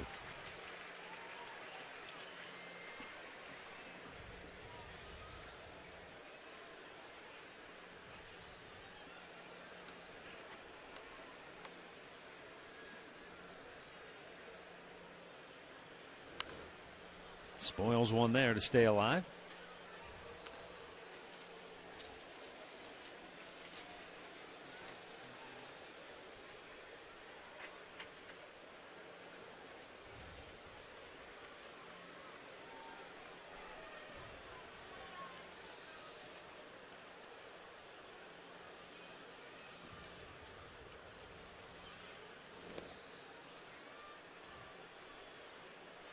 Two balls, two strikes.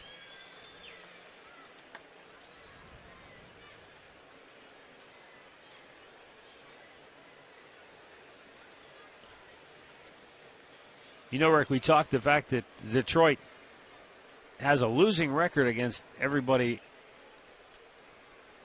outside of the games they've had against the Indians. The Indians are just the opposite. They're over 500 if you take away the games they've played against Detroit. Yeah, you go figure. Hard to figure out sometimes.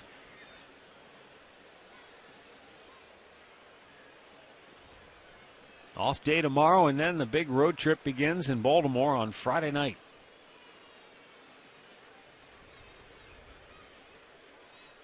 Two.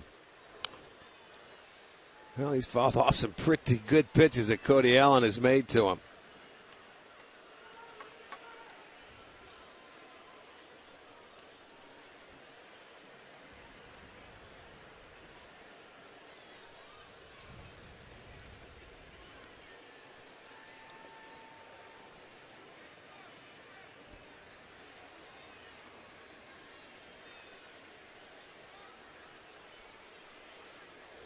Swing and a miss. He finally got him to go fish. Strikes him out, one down. He kept fouling him off. He said, well, let me try to see if he'll chase one in the dirt. Well, bounce one. You're right. When they foul off some really tough pitches on you, sometimes you have one to work with. Throw a pitch out of the zone, bounce it, get him to chase it.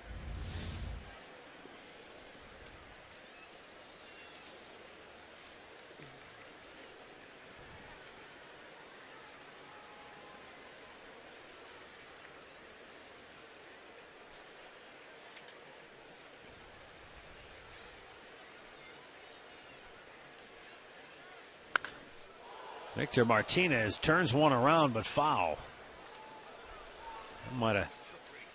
That might have wrecked the Indians' live set down there.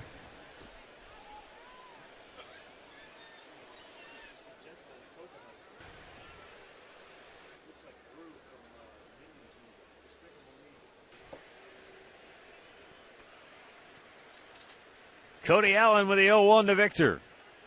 And a foul over toward the Tiger dugout.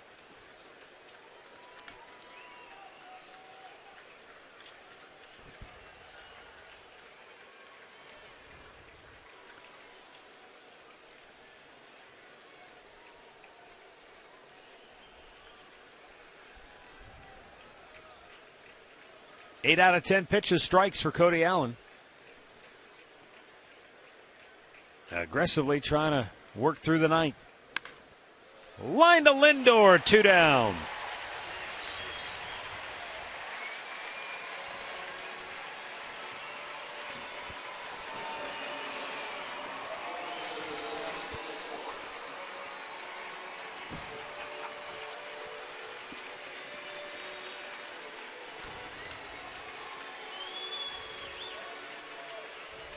Yoenis Cespedes, 1 out of 3 on the day. Doubled and scored back in the 7th.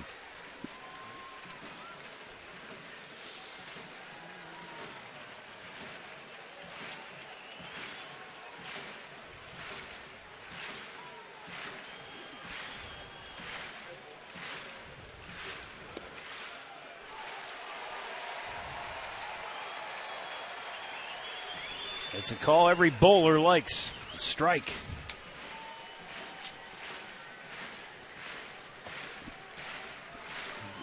Going to the Kegler. Little bit outside. 1-1.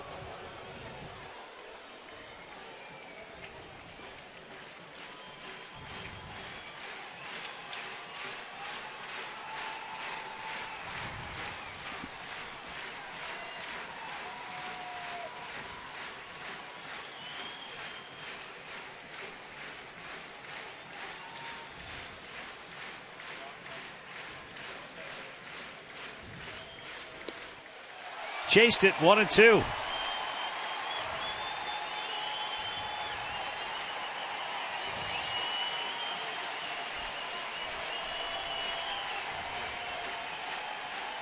Let's see if Cody Allen goes high with the heat or if he gets him to go chase that pitch again. Bounce one first, then go high with the heat, and then bounce it again if you get. The 1-2. Got a piece of it. He didn't bounce it. I think you're right, though. If he would have, I think he would have swung at it. Yeah, you almost have to bounce it. He sees it up there. It starts low in the strike zone. I mean, he just barely got a piece of it, but that was up enough. But we've established Cespedes can go down and get it. So if Yeah, you're he going to go can. low to him, low's got to be in the Yeah, dirt. right.